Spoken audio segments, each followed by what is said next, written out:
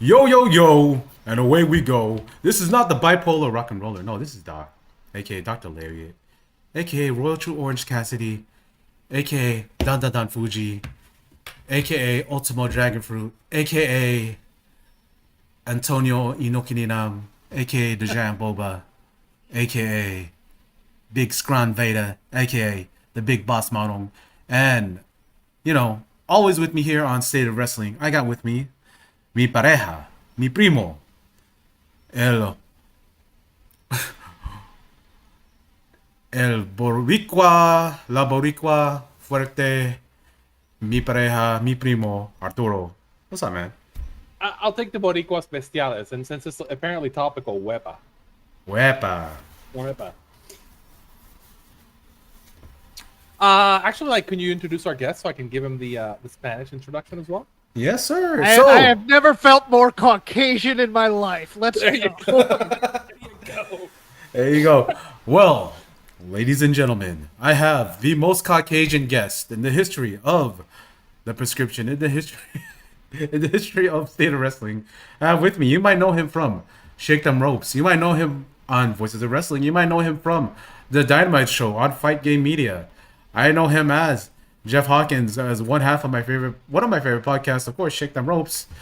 And of course, he is a writer, a comedian, an actor, an improv guy, and all around one of the best wrestling minds. I gotta give it to you, Jeff. Welcome to the show.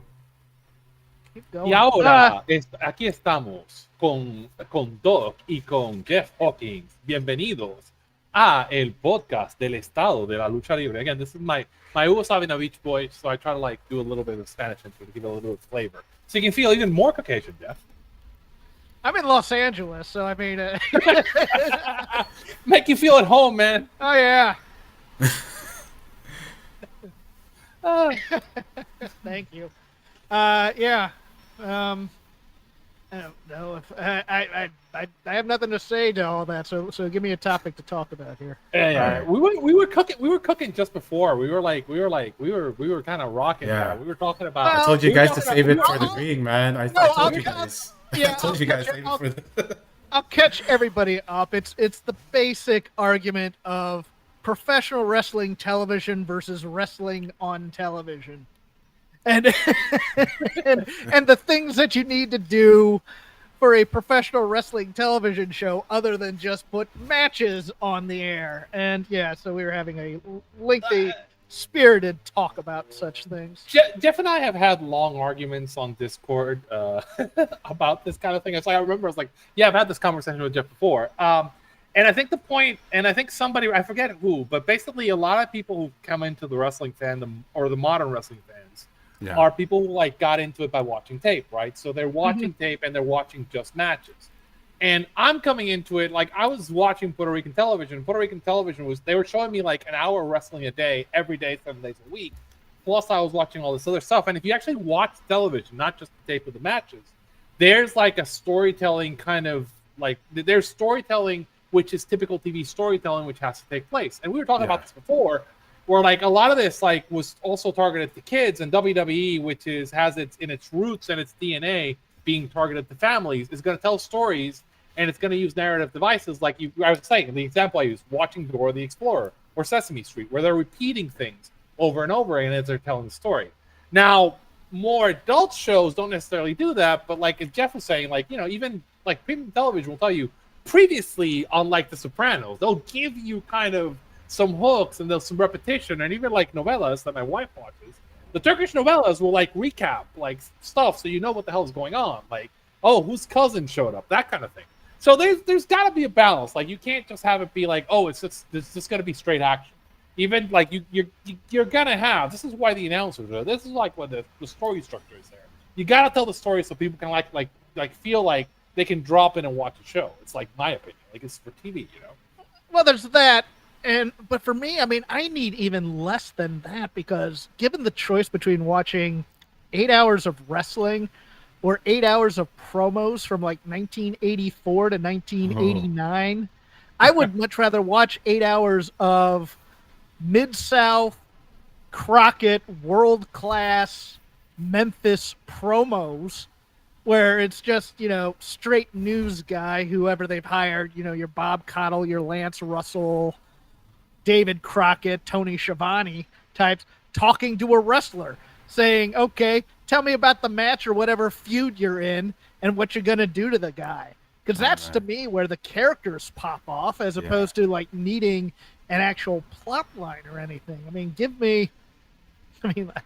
this is easy for me. Give me 8 hours of Tully Blanchard promos, and I'm happy, man. I'm there, dude. I was making the point that my favorite match of this week before was the Okada Takeshita versus the Acclaim match, which was a heavy story match.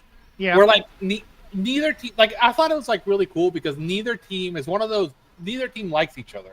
So the entire match, they're fighting the other team, but they're also fighting each other.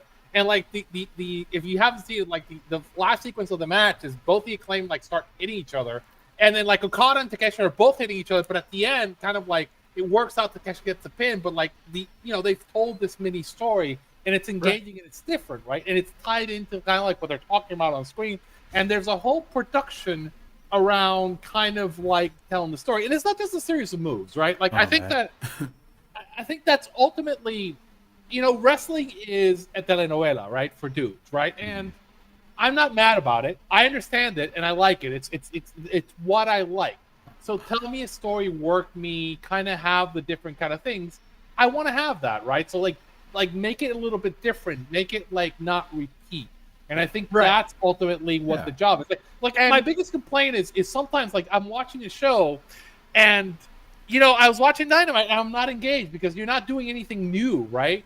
Like, you're not showing me anything that's gonna like kind of motivate me or make me like stop watching whatever basketball game I'm watching on my second screen, right? It's like, I don't know. But for me, like when I go into that type of match now, where you have it, I am fine with that as a story. You just have to play it like mostly what I want now out of wrestling. I can't get, which is just make me believe that there's a hint of reality here. Like, you can have both teams fighting or bickering or not liking each other, but if you make the matches, if you make wins and losses matter, and you make it about money and other things, they're not going to be doing the clownish, oh, you tagged me too hard when I wanted to come in the ring. No, they're people kind of giving each other, like, knowing looks, or I really don't like you, but I'm putting aside our differences to try and win this match type of thing. That's where it hits that second level, and I get interested in it. If it just becomes about, the gaudy displays of, I don't really like you right now. Like for some reason, you can get along all the way down to the ring, but once the bell rings, you're starting to hate each other again. I get out of that because that's not realistic to me. I've worked with people that I don't like necessarily, but I still do the job even though I don't like the person. And that's what I want out of wrestling. Too many people think that wrestling storytelling has to be lazy. And it's like, it doesn't. You just have to put a modicum of thought and effort into making it actually ring true. And I think too many people go, because wrestling is fake, then it doesn't need to ring true at all. And it does. That's the thing. The absolute worst part about the wrestling fandom is it's fake, why do you care so much people? Yes. I absolutely hate that argument, because like we watch for these narratives to play out on us. So like, I know it's fake. I know these matches are all set up independently, but I want to see what the setup is. Why are we having these matches? And what's the point of them? And like, I want to take the answer is to take one of their fandoms and go, do you think Star Trek is real? Do you think Harry Potter? Do you think magic is real and you can just cast a spell? Yeah, I No. mean, there's so Why much. is it so expected in our art form that we like to watch? Yeah, That it has to be that that's fake, right? No, you're did that taking fall off wrestling the too truck? seriously. And I mean, this I is think- I think- I this think is from the ultimately this is from the the tape argument- traders, man. I do want to make this one point before we move on from the Okada Takeshita match because I want to gloat. So my Doyers won the World Series. Oh, Yeah, God. I love taking Boo. this opportunity to gloat. You know, Boo. hey, some people might say we might have bought it, but I say it's earned. There was a very hard battle, and like I was thinking about this because Yamamoto and Otani, and my wife saw because I rewatched Collision the next day because I'm not watching Collision, I'm watching World Series. My wife said, "Oh, I said like, oh, so is that like the Otani and Yamamoto of AEW kind of thing?" And I was like, yeah, kind of, Kind of. kind of. Yeah, I I- think I was gonna say the point I wanted to make on this, right, is that it reminds me of one of the complaints I have about like how they train the women in WWE, which I've said like essentially like it takes me like when I watch these WWE women's matches with like some of their trainees, I can tell they're counting their steps, right? It's like I'm watching a performance and I can tell that they're performing, right? And essentially the beauty of when I watch the Joshis do it, right, is that I can never like so like I was constructing them with like Harley Cameron. And Harley Cameron is not the greatest worker in the world, but like when I'm watching her, I can never like she's good at kind of on the fly when she fucks up, kind of staying in the moment and like improvising slightly. And by doing that, she doesn't take me out of the performance, right? And not losing that immersion is what makes wrestling work or any performance work, right? It's exactly like theater. I don't want to be able to tell that you're acting, Right. Yeah. I want to be able to feel that like it's kind of working. And ultimately, like actually one of my biggest bitches with like modern wrestling is the strike exchange, right? Yes. Strike exchange Yes. is a common trope. It's like, why am I supposed to believe that in the middle of a fight you're gonna let the other person like hit you, right? It's like it makes no sense. You're trying to beat this person in a fight. You hate this person. You want to win. Why are you giving them a free shot?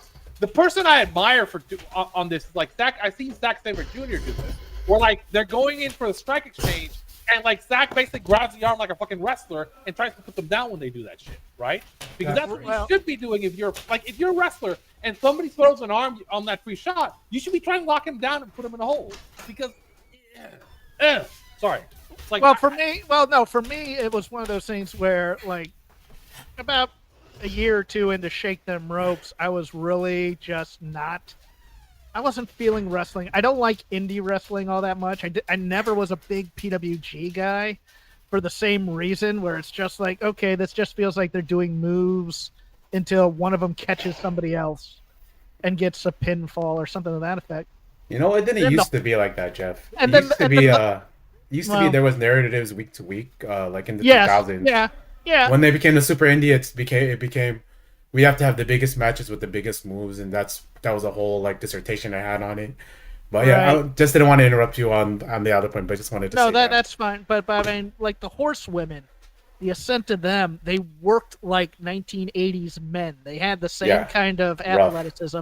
There was a lot of punch kick stuff, and you don't see people who can throw good working punches anymore for the most part, which is a problem in wrestling. Instead, they're doing the strong style forearms, which you're just like, and then no selling them, which drives me nuts. But the athleticism was the same. They each had their own separate personality. They were wrestling a lot like the wrestling of my youth, which is what I like. I like the story of you find a body part, you work on it, and you're trying to get a win in the match instead of you're trying to do.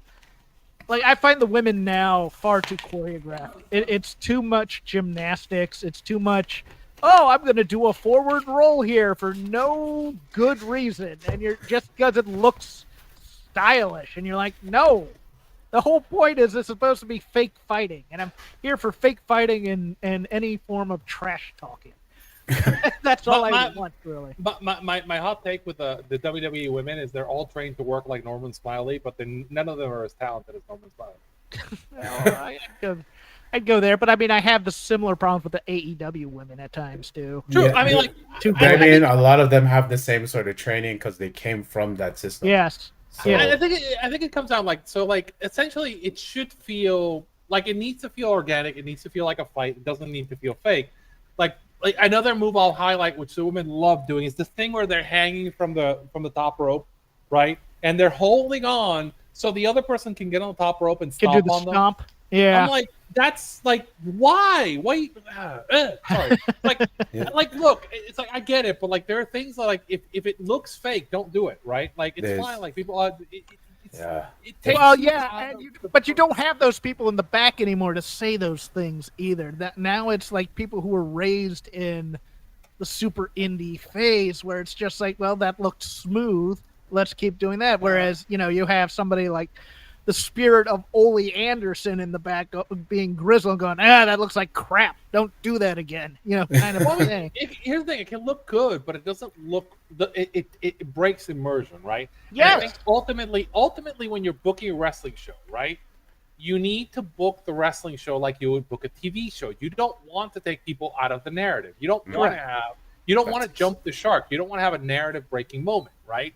And this is why you kind of, like, ultimately, sometimes, I mean, less is more. We were watching this death match from the Combat Toyota, like, retirement match, and like we were all like screaming at that match because, and you watch that match and like the bumps aren't crazy or nothing is super over compared to something now, but everything that they do means something, right?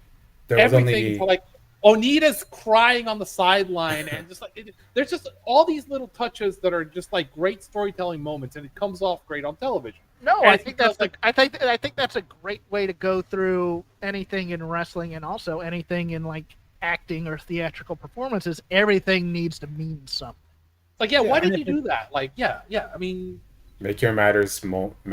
Make your moments matter. That's what I want. And sort of when you're trying to have this match and trying to make everything, because sometimes a match can tell the story of what you're trying to tell with these two guys, right? And a lot of the times a spot like that takes too long to set up will just take me out of it. God, I hate that. Oh, the tables and chair spots, and let me just lay down on this table like gingerly. this, and I just like I had my hardcore phase in my 20s and stuff like that, and I enjoyed them. But now you're watching them, and it's like they're setting up an erector set to just get to the point. It's like, just hit him with a chair.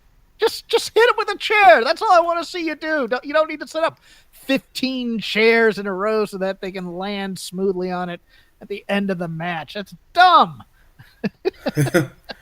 I liked when Cactus Jack would. Well, I mean, of course, Mick Foley's going to take that concrete bump on the back of his head, but I just like how every fall just didn't feel like it was a planned fall. That's what I like. You don't want to feel like wrestling's too planned out. I don't want to feel like I can do it. Yeah. That's the thing.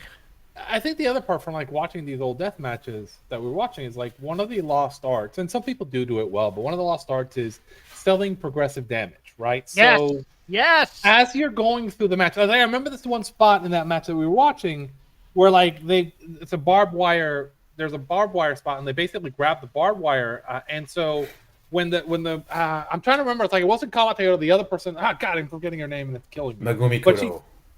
Megumi Kudo. She falls down, and she can't like rise up because she can't put her hands down on the ground because she's selling that she cut her like basically like the inside of her hands, right? So they're selling this progressive damage, and it's getting harder and harder to do the moves. And if you watch a lot of the great Japanese stuff from the 90s or like the wrestling stuff from the 80s, like they'll sell progressive damage, right? Like if you get damage on a part, you can't just hop on and start doing stuff again, right? Right. This is what Ricky Morton made his career on for the most part, was progressive damage, getting the crowd behind him as an underdog, trying to get the energy to win the big match. And because you're making the same point I am. The athleticism has never been better, but the storytelling has never been worse because of it. Have you guys? Because all the drama comes after the first kick out of a finisher, and then they're still going full speed because it's all about pace. Because work rate has now become pace more than the progressive damage type stuff, and I am full. If people could get back to that, it would make not only singles but tag team wrestling, it would make Yeah. it far better too. I'm gonna give kudos to Bandito and Brody King. Bandito in particular, because like in that last series of matches with like Takeshi and Okada, he was selling like progressive damage to the point where like he had to do the finisher with one arm because like he's been selling progressively. They're working his arm and gets to the point where like he has to do the one arm finisher. And like at one point when he has the Okada match, it also costs like that's the kind of progressive storytelling I want to see, right? Yeah. There is you're rewarding my investment in paying attention to the storyline by doing that, right? You because I remember that as part of this choreography and this match sequence that you're doing, you've been progressively selling the damage. Then it makes it a lot more powerful, and my emotional investment pays off, right? That's kind of that's cinema, guys. Cinema. You guys, both of you have watched Die Hard, right? Watch this. Hey, Larry, what points do you have that you want to get to on this show? Because we're just gonna keep talking. Yeah. No, like, I mean, we've all watched Die Hard, right? The first Die Hard. Die Hard's fantastic. Yes. So he takes progressive damage throughout the entire movie. Loses his shoes, gets his feet cut up, gets his hand cut up, loses more clothes throughout the end, and then he's fighting barefoot and shirtless at the end of the movie.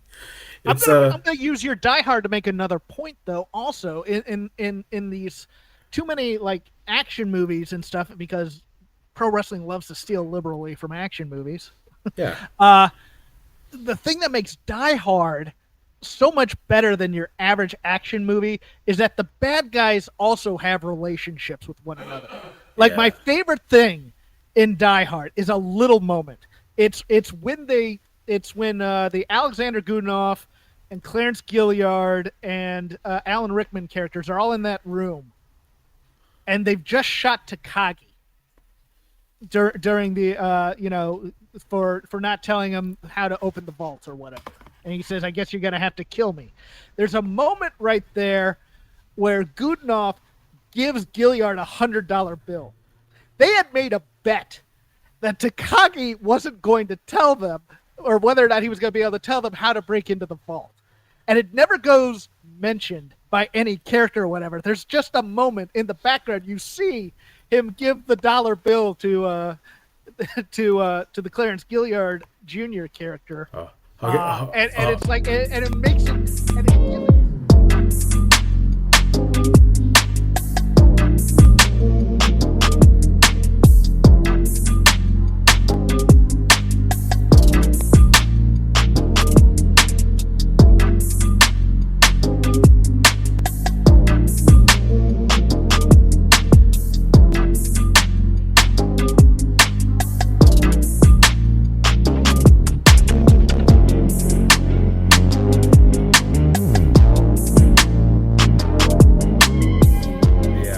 You're talking about the part that all the bad guys in Die Hard had that relationship, so when they died, you felt something when they died. Yeah, or they felt for each other when they died. It's like, you had two guys who were brothers. You had, they all had relationships with one another going in to this big job that they were doing, but they never tell you that story. It's about painting the world fully, right? Yes. The more you paint the world fully, the more interesting it is, right? Because essentially, instead of just being a sequence of moves and a series of dance moves or choreographs at the end, like you put some weight and some color on that. Like I'll call out something else on TV: the Kyle O'Reilly John Moxley feud on TV. I have nothing for that. It's interesting to me because that's been built right over time, and there's a story being told around like who those characters are. And it goes back to like when Kyle O'Reilly left, it goes back to John Moxley kind of not being the guy he thinks he is.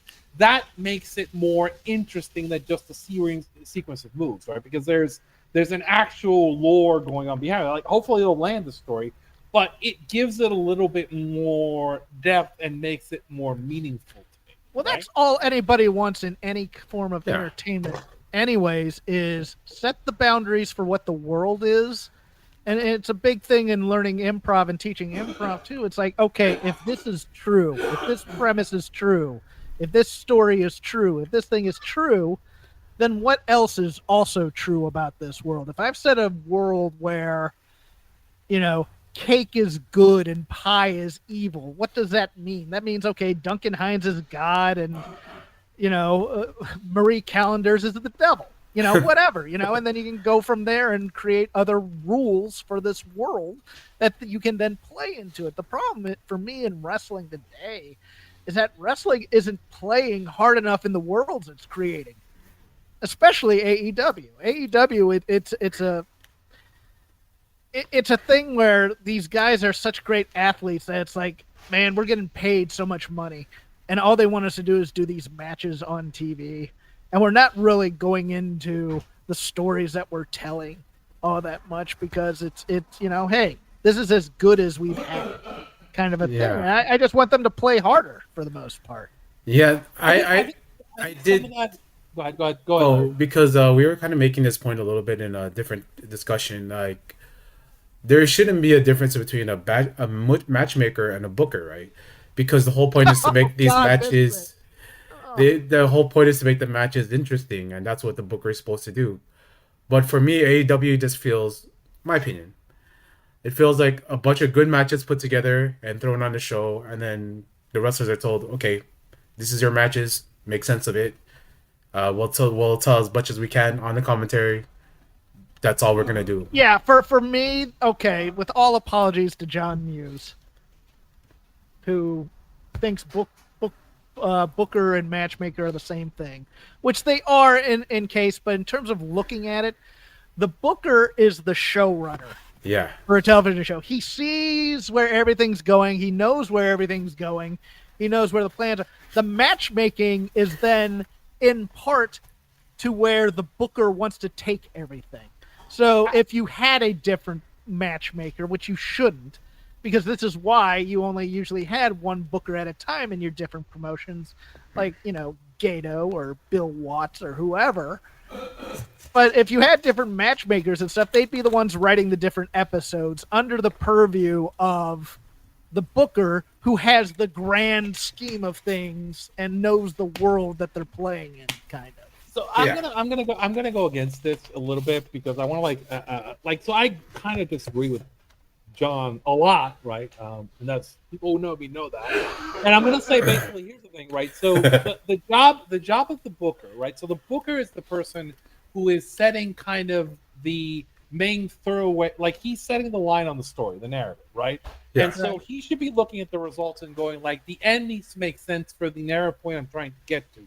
But there are going to be agents who are, like, the individual matches are not necessarily going to be booked by the Booker. The Booker's job should be kind of like lay the ship and lay the narrative. But it's like having a writing team. There's going to be, like, writers, like, coming up with the different scenes and coming up with the different things. Like, the job of the Booker is to keep the line on the motivations and the lore, right? They're kind of keeping that throwaway and, like, telling that story. So effectively, like, I've always, like, and this is coming from manufacturing, I've always thought that, like, one of the things you should always think about when you're doing this kind of thing is, like, okay, so here's the finish.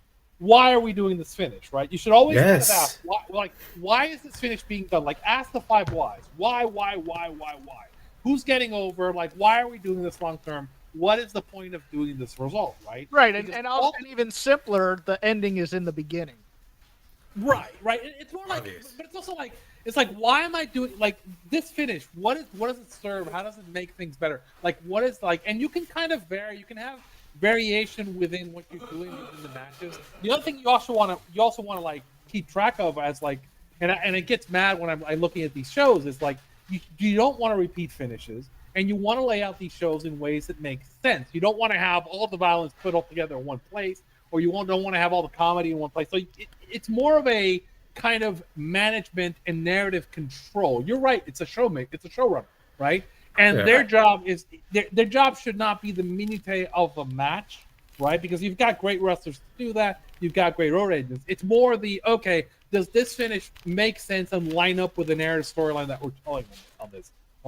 And I think some of this also is, and wrestling is really guilty about this, is I think that the more you can vary, like, that writing room over time, the more you will get in terms of, like, the usable lifetime of that booker. The more he keeps everything the same, we start getting things like what we're getting in New Japan now, where, like, it's like, God damn it, like, this, like, that room needs to be nuked, like 5 years ago, right? Because eventually you want to, like, move, you need to, like, change the room, or you get stagnated creative. I have Right. not been told. I have asked if AEW has a character Bible or not, because I know WWE used to do that, which is it's a giant database of all the characters that you have and everything they've done, Mhm. so you can keep narrative focus on stuff.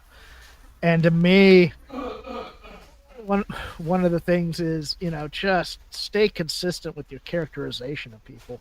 I will say that the women's side does a better job on this, right? Yes. I think Thank you, Peppermint Jen Peppermint. Peppermint, and here's the thing: I can tell. My thing on Peppermint is I can tell where she was there because it's a Yes. girl. Like when Monet's been there from like the time Monet started, right? I can tell where she's there, and I can tell that these are times when I've enjoyed the women's. Like when she was doing SmackDown, I could tell because she was there, and there's a consistent way she lays things out, and the characters are consistent, and like you'll watch these like segments. Like I watched the Monet match on Saturday. And that match, Statlander comes out. They're telling a story. They're putting over the Mexican wrestler. They're doing all these little beats on telling the story and repeating that, and it makes sense. And it's logical and it's in character with everything I've seen from the women for the past 3 years. So, like generally to me, like the storytelling in the women in AEW is a lot more consistent over time than what happens with the men. But I think part of that is because like one person's got a magic over it. So, I mean, what do I know? Like, this is me just observing and going like, yeah, that just seems like it's more consistent over time, right? Yeah, Mhm. yeah. We're just three guys here talking about wrestling. So, do we want to talk about the news a little bit, Larry?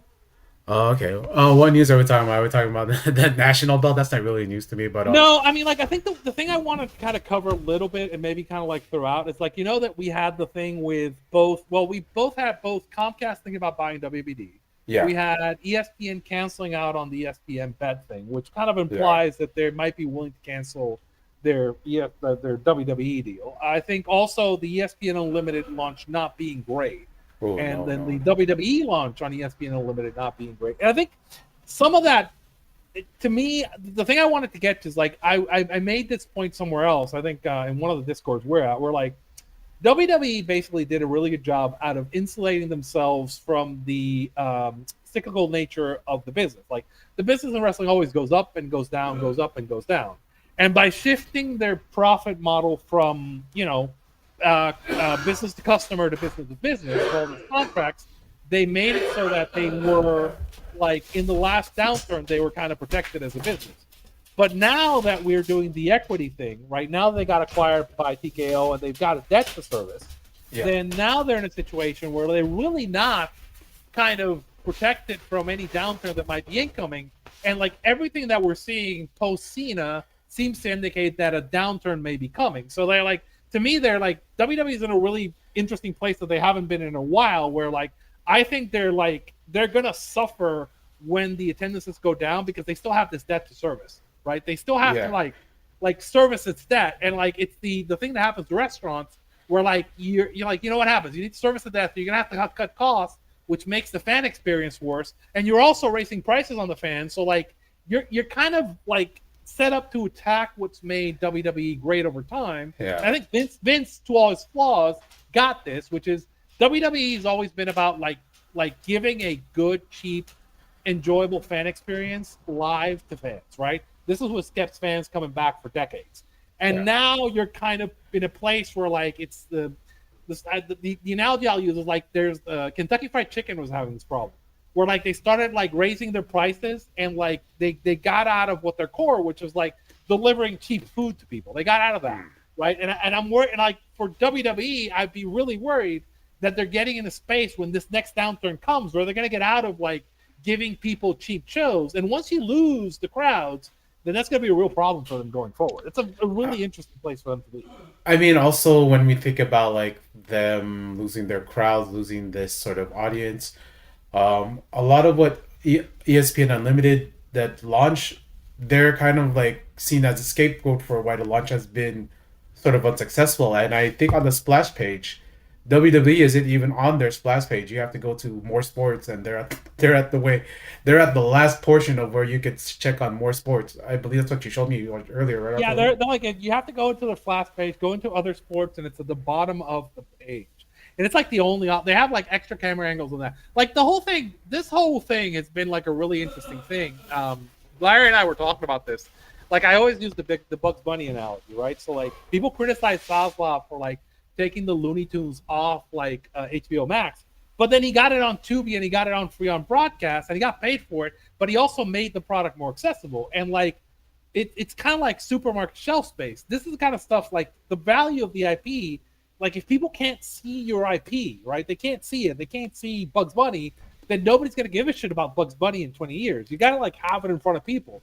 And I think the risk for WWE is like if you go behind these paywalls, it's gonna be like what happened with UFC. Which I mean, I feel like UFC is way less relevant than it was a decade ago, right? Because they're not in front of people anymore as much as they used to. There's a couple of interesting things in here.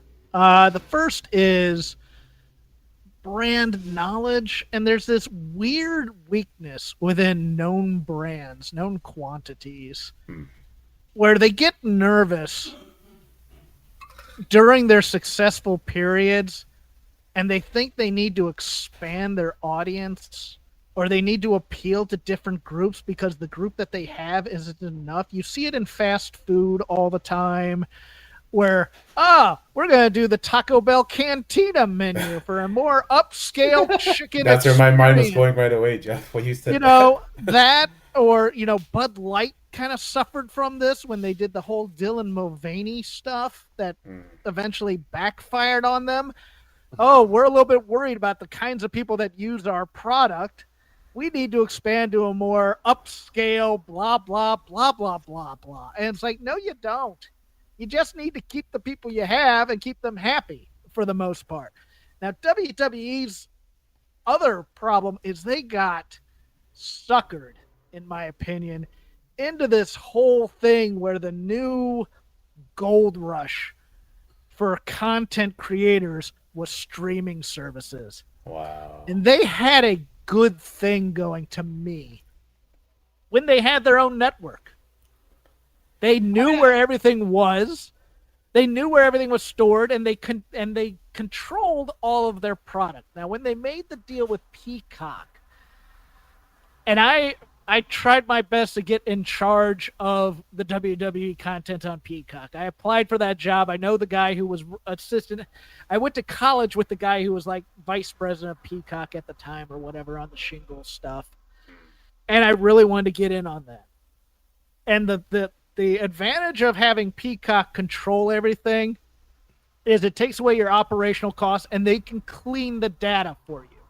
They can categorize all the things you don't want to do, take out the music rights that you don't have music for, and all these, or music that you don't have music rights for, all those other things. Well, now you've seen, and the accessibility thing and the Bugs Bunny thing is great, even though I think that was just for new Looney Tunes. No, they put the old Looney Tunes on. Oh, they put the old Analog ones TV there too? Okay. Yeah, they're on like a classic analog TV on the thing. But here's the problem is now, because there's always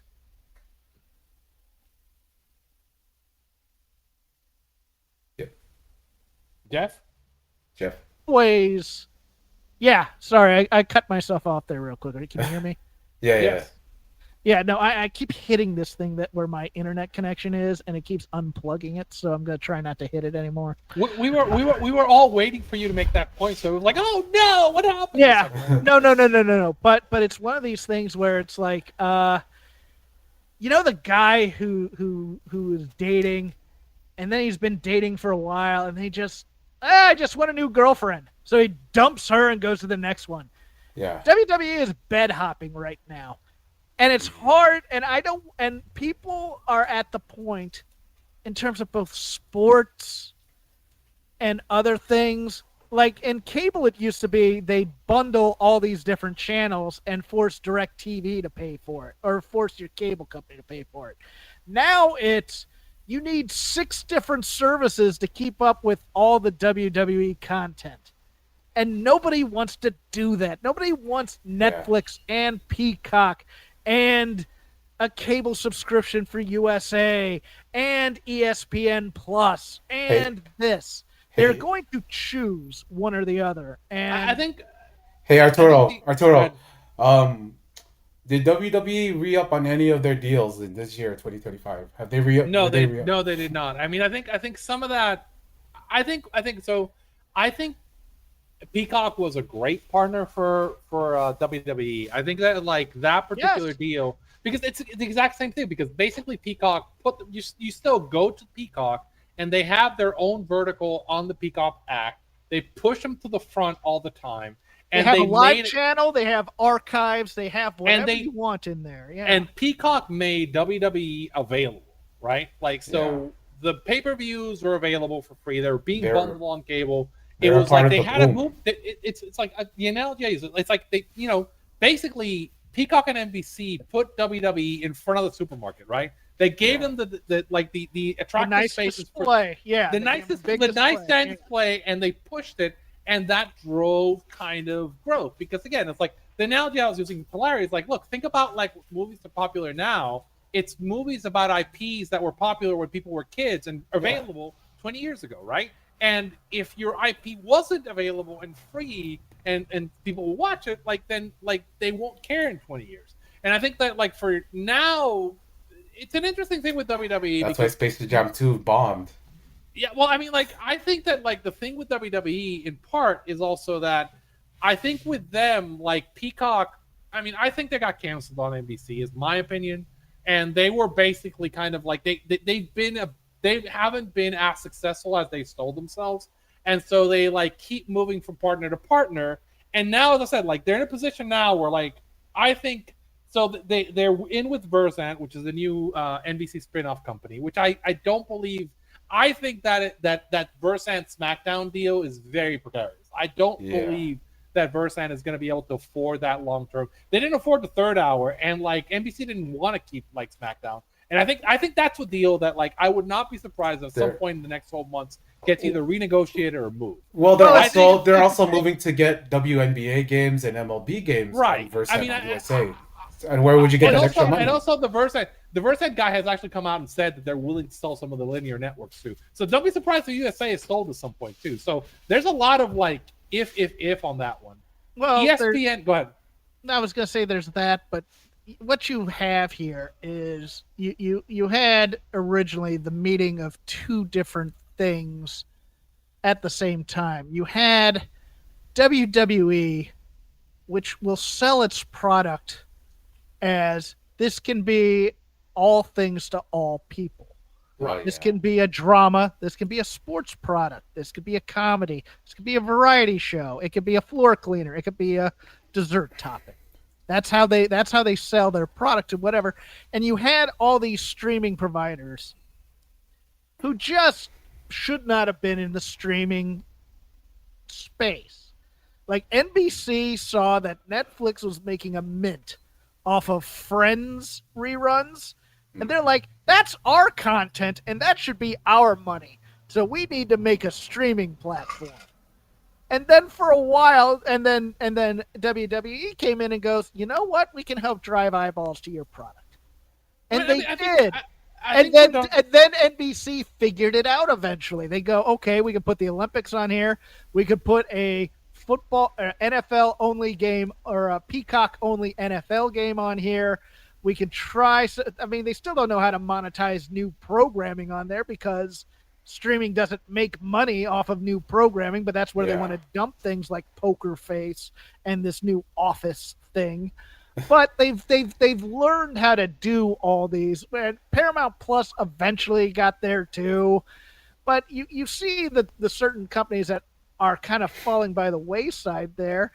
And what happened was NBC got, or not NBC, but WWE got way too big for its britches and going, you know, there are these other new players in here who are willing to overpay us. You should overpay us too. So NBC said, fine, take a walk. We'll see you. Yeah. We figured it out. The NFL is king around here, kid, and La Liga and other things like that. My personal pet theory is that like NBC was already talking to Zaslav like 6 months ago, because Zaslav's like was NBC for like 20-25 years.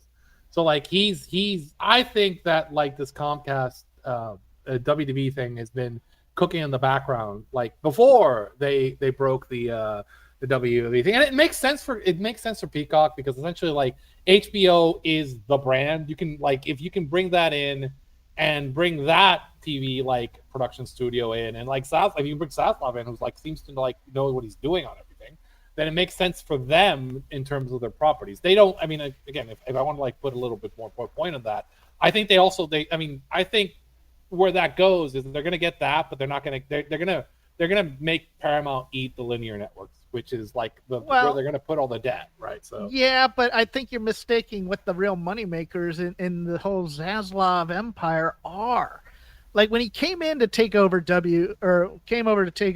Warner Brothers, everybody's talking about, HBO is the prestige network, but HBO isn't the moneymaker in that portfolio. It's the one that gets media and awards, and it spends a lot of money on its programming now, but Zaslav's entire business model and his entire profitability was made off of cheap reality programming on these throwaway add-on networks that caught fire. Your impractical jokers on True TV. Your hot people renovating houses. On HGTV and DIY channels that, they can play 20 different shows of those all day and play them in a doctor's office, and you're never really going to know what the hell when the new episode comes on and stuff like that.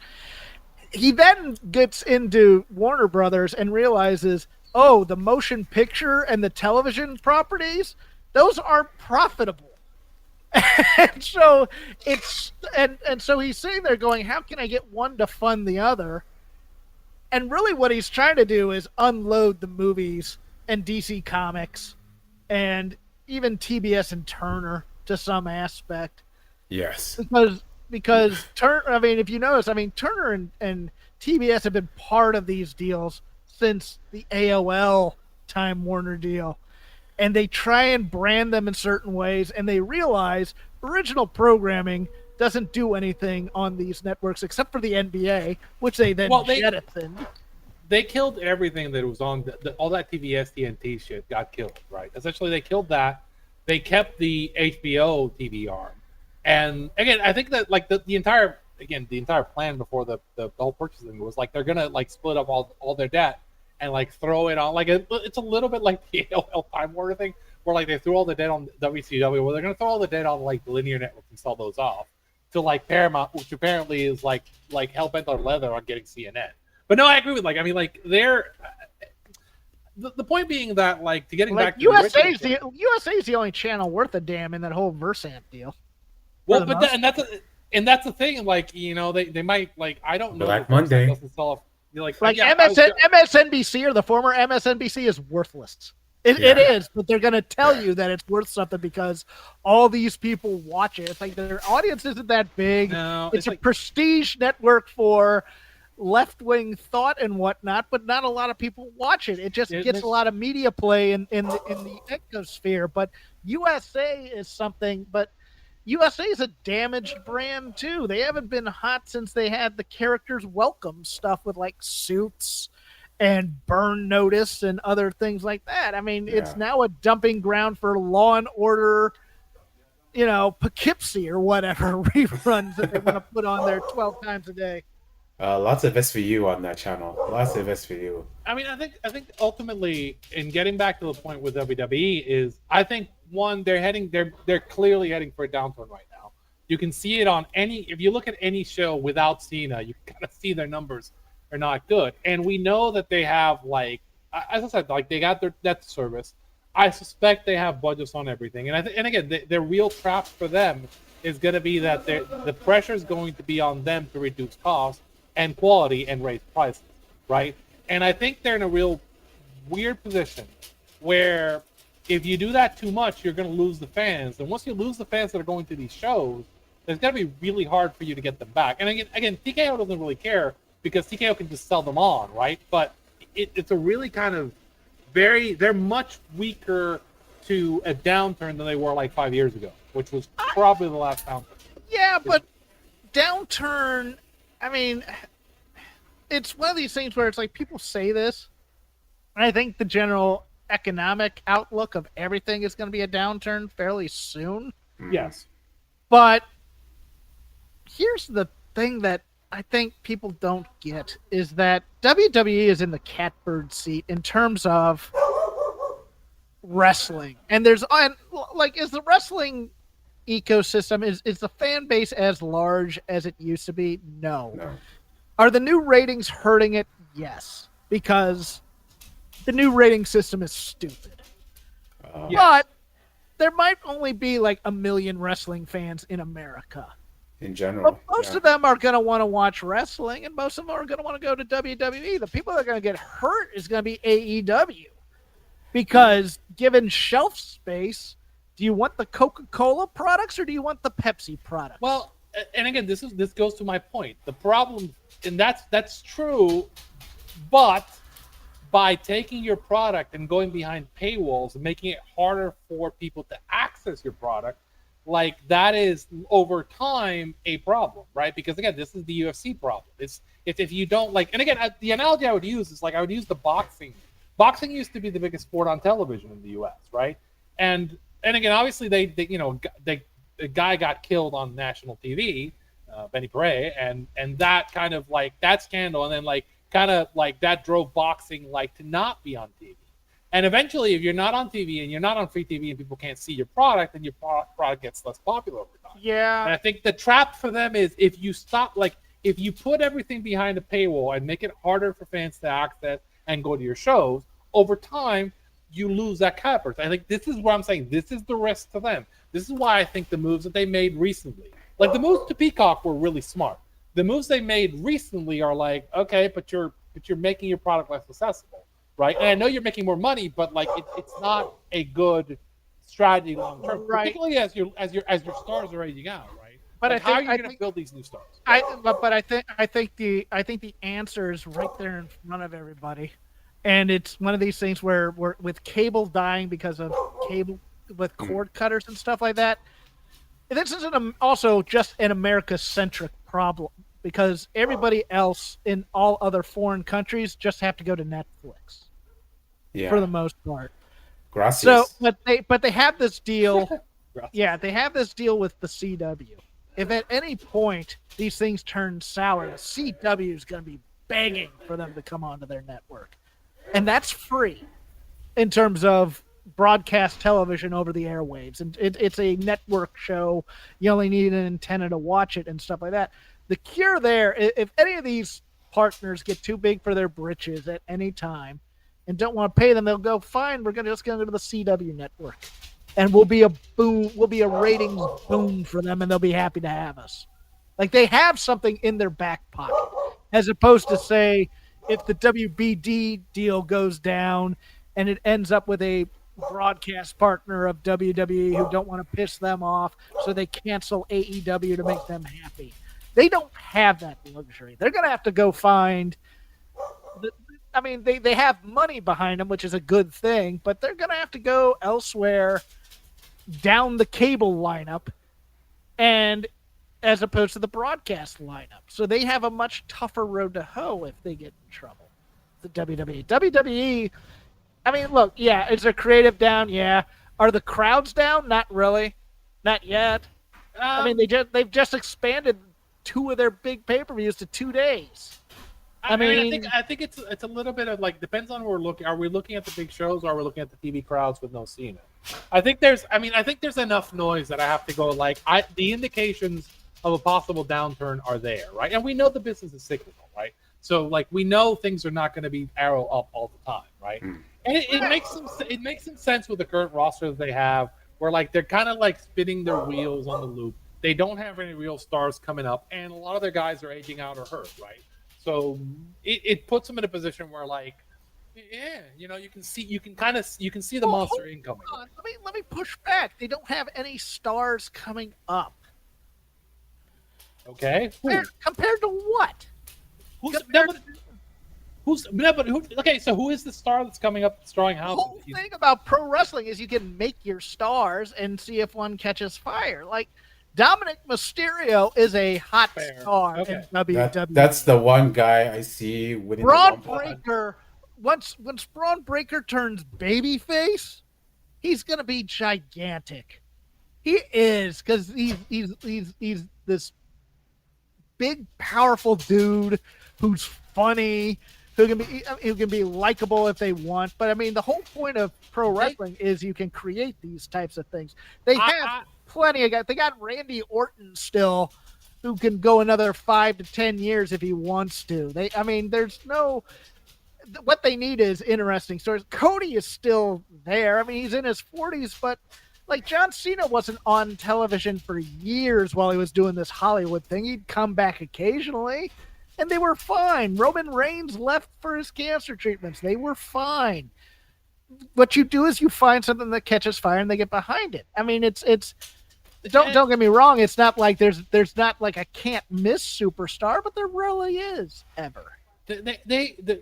And again, and this is to me like a more historical point. I think WWE's generally been more of a territory where they bring people in as stars as opposed to building them in-house historically. Now there are exceptions, but like generally you need somebody to find. And I don't know, like for them, it's like I don't know that necessarily. Like I don't take it as a given that they're going to successfully get Braun to the point where he needs to be. Because again, I look at history and go like, they fucked up people like that before, right? So it's and I'm looking at this booking team and going like, eh. So typically the guy, I mean, like Cody got over by leaving, right? And Roman is, I'm of the opinion that Roman's kind of like been way overrated. Like I think Roman needed a lot of help to get where he got. Yes, there was a lot of smoke and mirrors to his stardom. Don't get me wrong on that. But, all you got to do is throw some money at Hangman Page, and he comes over. You want to, Jeff, you're trying to get yourself killed. I'm not going to touch that with 10-foot pole, man. Oh, he's not going to jump, but I'm saying, I mean, if there are guys you can buy from AEW if you wanted to. I mean. Like, if I'm them, they better be saving money for Harley Cameron. Harley, you're like me. So many WWE fans love her. I love her. Love her. her. So good. No, she has such natural television talent that it's one of those things where you can just watch AEW until they have no idea what to do with her. Okay, where are you at on Puppet Monet? I adore it. Yes, Jeff. Yes. I'm reaching out. I'm reaching out through the internet and shaking your hand. I love that. It's one of those things where it's. Look, look, don't get me wrong. I love my sports purity, and I love my tough guys and bad men doing bad things. In my old age, I've started to love unrepentantly stupid things too. They sell it so well. I love that, and I love the iguana Finn Balor puppet stuff. Yeah, which is stupid too, but I love it because it provides that.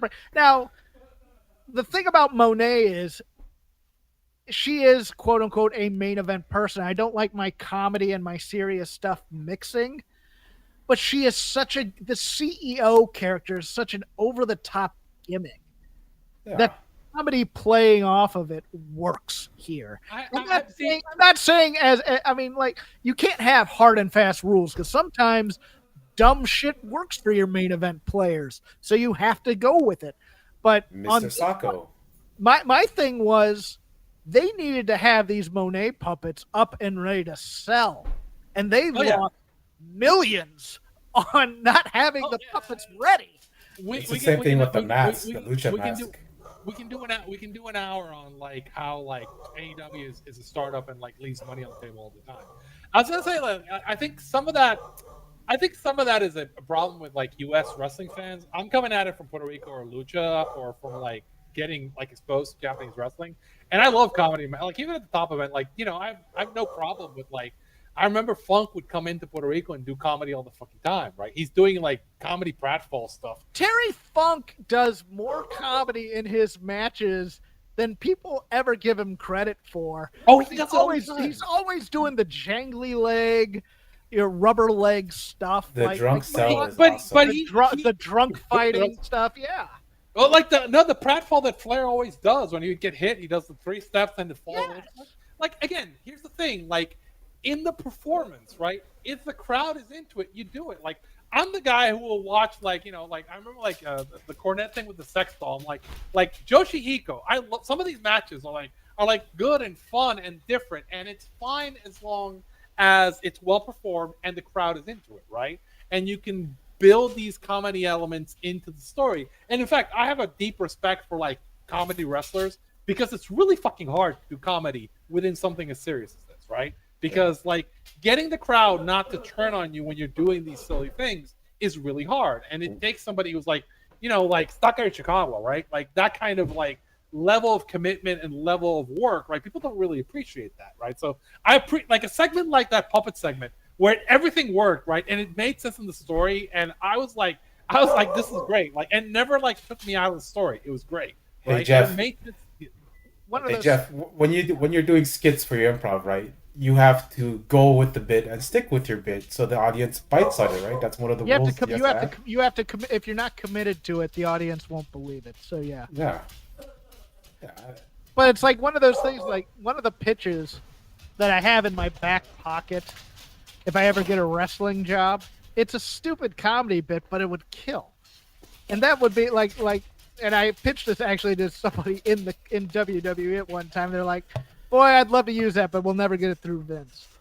I wanted to put Paul Heyman in the Elimination Chamber at one point. Oh man, he would sell it so good. Or a manager type character. Like they accidentally win a match and they end up in that match, and they get beat up, and they come back in a body cast. And you start doing things with the body cast, like they're full head to toe body cast, like they're in a wheelchair and they get left somewhere downtown, and so they get graffitied at one point. Oh, but at one point, he becomes a tag team champion because they find a way to prop up the cast on the apron and get it in the ring, and then the guy can't kick out from the 3 count, so they become a tag, and they eventually have to like paint the tag team title on the body cast or whatever. Like I have a Rolodex of ideas for this dumbass idea. That sounds very Puerto Rico. Yeah, and it's like I have no problem with dumbass things in my wrestling. It's just it has to be done well. They have to commit to the bit. It can't be done ironically, which is my big problem with comedy, where everybody knows it's comedy, and it can't be done like I've always had a problem with the R-Truth stuff, because to me it's done as a form of cruelty to R-Truth. What they've done with him, celebration, but he's had a career for 20 some odd years in WWE that you never thought he'd have. So get paid. That's the thing to me, is if people are gonna buy it, get paid. I don't care how you get there. I don't care, this is ruining your Wrestling Observer Hall of Fame case or whatever. Get paid and have a long, brilliant career within the professional wrestling arts. Like, people are like, man, he's going to go to WWE and he's not going to be able to have the great matches he could have in AEW. Who gives a shit? Who cares? If he's getting paid and he's having fun, who cares? I was gonna make this point about, like, I made that point about like Seth Rollins before, where like I think like Seth was always really good at popping like bins and popping the room. So like he's made a career of making a bunch of money out of that. And could he have had a better career? Yeah, probably. Like, could he have like a better as worker career? But I think like with the kind of stuff that he does, which, you know, some of that is I've said it's a wild man act. He's comedy wild man act. It pops the room. It gets him paid. You know, he's married to Becky. Oh, his act now is like a second-year groundling student where they found the prop closet, and he's just going to put on the wildest shit possible and walk out there and see if he can get any kind of reaction. But it's not the same with Becky. But like, I think he goes into Becky's closet and goes, "Do you think this will look good on me?" And they try to pick the most ridiculous shit to see if they can pop each other. I always joke that him and Becky are always doing JoJo cosplay, right? That's kind of like the whole thing. Like, well, that, but also like Becky is out here, and they have a place out here. She used to live in Venice because she used to date a friend of mine. Okay. But she was, well, I mean, I'm friendly with Jeff Dye, who's a comedian, and that's who she was going out with before Seth. and she was in the comedy space. She knows where the comedy theaters are around here. Jericho's in there. There's a big, healthy improv / wrestling ecosystem that featured, the former LA Knight. Damian Sandow has been in and out of them. If you see Joey them on, I Ryan. think you should leave. Yeah, You would see them on there. Yeah, I've said that basically you'd want that the improv and the other part is like mime school are the two things that like would be really extremely useful to like wrestlers because essentially like it's and I mentioned Harley Cameron before like essentially I think you mean Commedia dell'arte would probably be the best. The mask work that people do. But the skill is that when something goes wrong, right? And like this is the skill I talk about. The Joshis are really good at this. When you're in a match and something goes slightly, and the luchadors are also really good at this. Like when something goes slightly askew, they immediately like just do it in the flow. Like you watch somebody like Mortos or somebody like Mortos is the perfect example. Where like I've seen him save people's lives and just make it look like effortless and just flow into the next thing. And even when there's a fuck up, he makes it look like part of the fight because he's that good at improvising on the fly, right? And that skill of being able to kind of like not think about the next move but immediately come up instinctually with it, that's the thing that like that differentiates like the best guy, right? Everybody should be able to call it in the ring.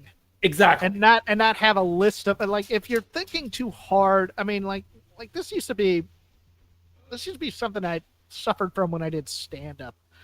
Was trying to remember the jokes in the order I wanted to tell them in. And I'd spend all day stressing over my lineup of the bits I wanted to do. And I realized once I got comfortable, that comes out of a lack of confidence in yourself. And once you get the mindset where, in terms of stand, where I have my jokes, let's just go talk to the audience and see where it goes and see what bits I can then pull out. And you're confident in that. You're a much more natural performer, and you can see, like you can watch, especially in NXT and the women in NXT, you can see the wheels turning in their head. They're counting steps. Yes. They're counting steps all the time.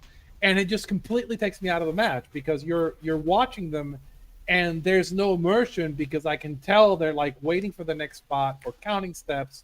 Or like it's not natural, and I can tell they're going to do the little spot. Like I said, I mentioned Norman Smiley. They're going to do the little spot where they get in the corner like Norman Smiley, and like they put the hell on the ropes, and they're going to like shove the head in with the little foot in the back, and I could just picture Norman Smiley doing it, right? And it just completely takes me out of the entire kind of process. Well, it's also teaching to test a little bit, which drives me nuts in any art form or whatever in terms of that. Like, well, if I were in charge of the PC, which I will never be, I should be able to point to two people, go in the ring and give me an 80s style Jim Crockett Promotions match. Get in there and give me a 1997 WWF Attitude style tag team match. I should be able to tell you a style. And if you are a good enough wrestler, you should be able to go in there and emulate these things. So you have those things in your back pocket so that when you're doing your basic NXT type thing and you're listening to the crowd and seeing what they're reacting to, you can change your style on the fly and do something different. I should be able to go in there and do a lucha match with somebody if I'm a good enough performer. God help anybody in WWE who has to do a lucha match because nobody can catch and save their lives. Man. Maybe that's why they're outsourcing guys to AAA now. It's kind of like funny because like I want Miz to get sent to AAA with the gimmick that he doesn't catch people. That'd be great. Oh man, It's actually kind of funny. The WWE gimmicks like the Grande Americano stuff just plays so well with the AAA crowd. It's like because Dom just plays so well in that room. And I was telling people that like it's the one promotion that they get better because the WWE bought them because it just fits with their system, right? God, that reminds me, I didn't give enough credit. I loved his line when Ray name dropped Eddie. He goes, "Don't talk about my dad like that." I went, that is so beautiful. He's channeling so much Eddie right now, like They gotta from the bring- they smile, the mustache. They gotta bring in They gotta bring Oh in my Octagon, gosh. and they gotta bring in like it's Santito. They gotta bring in Santito too. Like we gotta do a replay. Los Gringos. Pareja, Oh man, if they do agree, Pareja Atómica. Like who can we do Pareja Atómica with? Who can do Santito and be the Pareja Atómica for Dom? Who can we get that can be that? Like no, we can't. No, Mystico's not over. Like we need somebody who can be like the babyface mask that Dom can betray eventually, right? Oh, And be the K Santito. Bonito. That's the K answer to Bonito. all my No, questions. no, qué bonito. No. Like the problem, like Triple, like it's like I'm not getting into AAA because AAA is the problem where like they don't really have that like babyface guy that they can flyer them they can put on top because they pissed off all the ones they I think they had. Santos Escobar is going to eventually be that guy.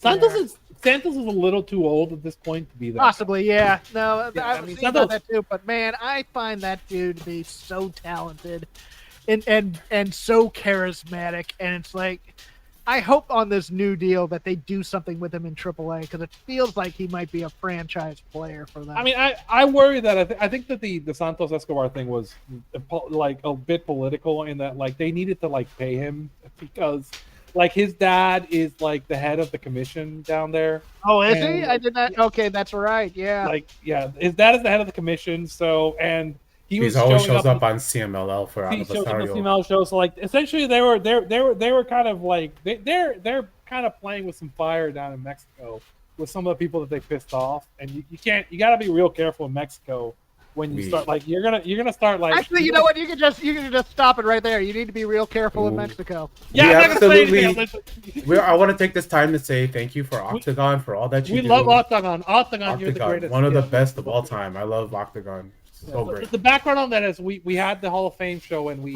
were a little bit mean to Santito and Octagon, and so we want to be careful that Octagon realizes that we love him, right, and we admire his career, and we don't want to be like Flamita, where like we can't go into Mexico anymore. Can't go into Southern California. Can't go into All right. Texas. I'm setting a rule right now. Ask me something non-wrestling because I just want to get far away from it for a moment. Okay, go ahead, like Larry, what do you got for him?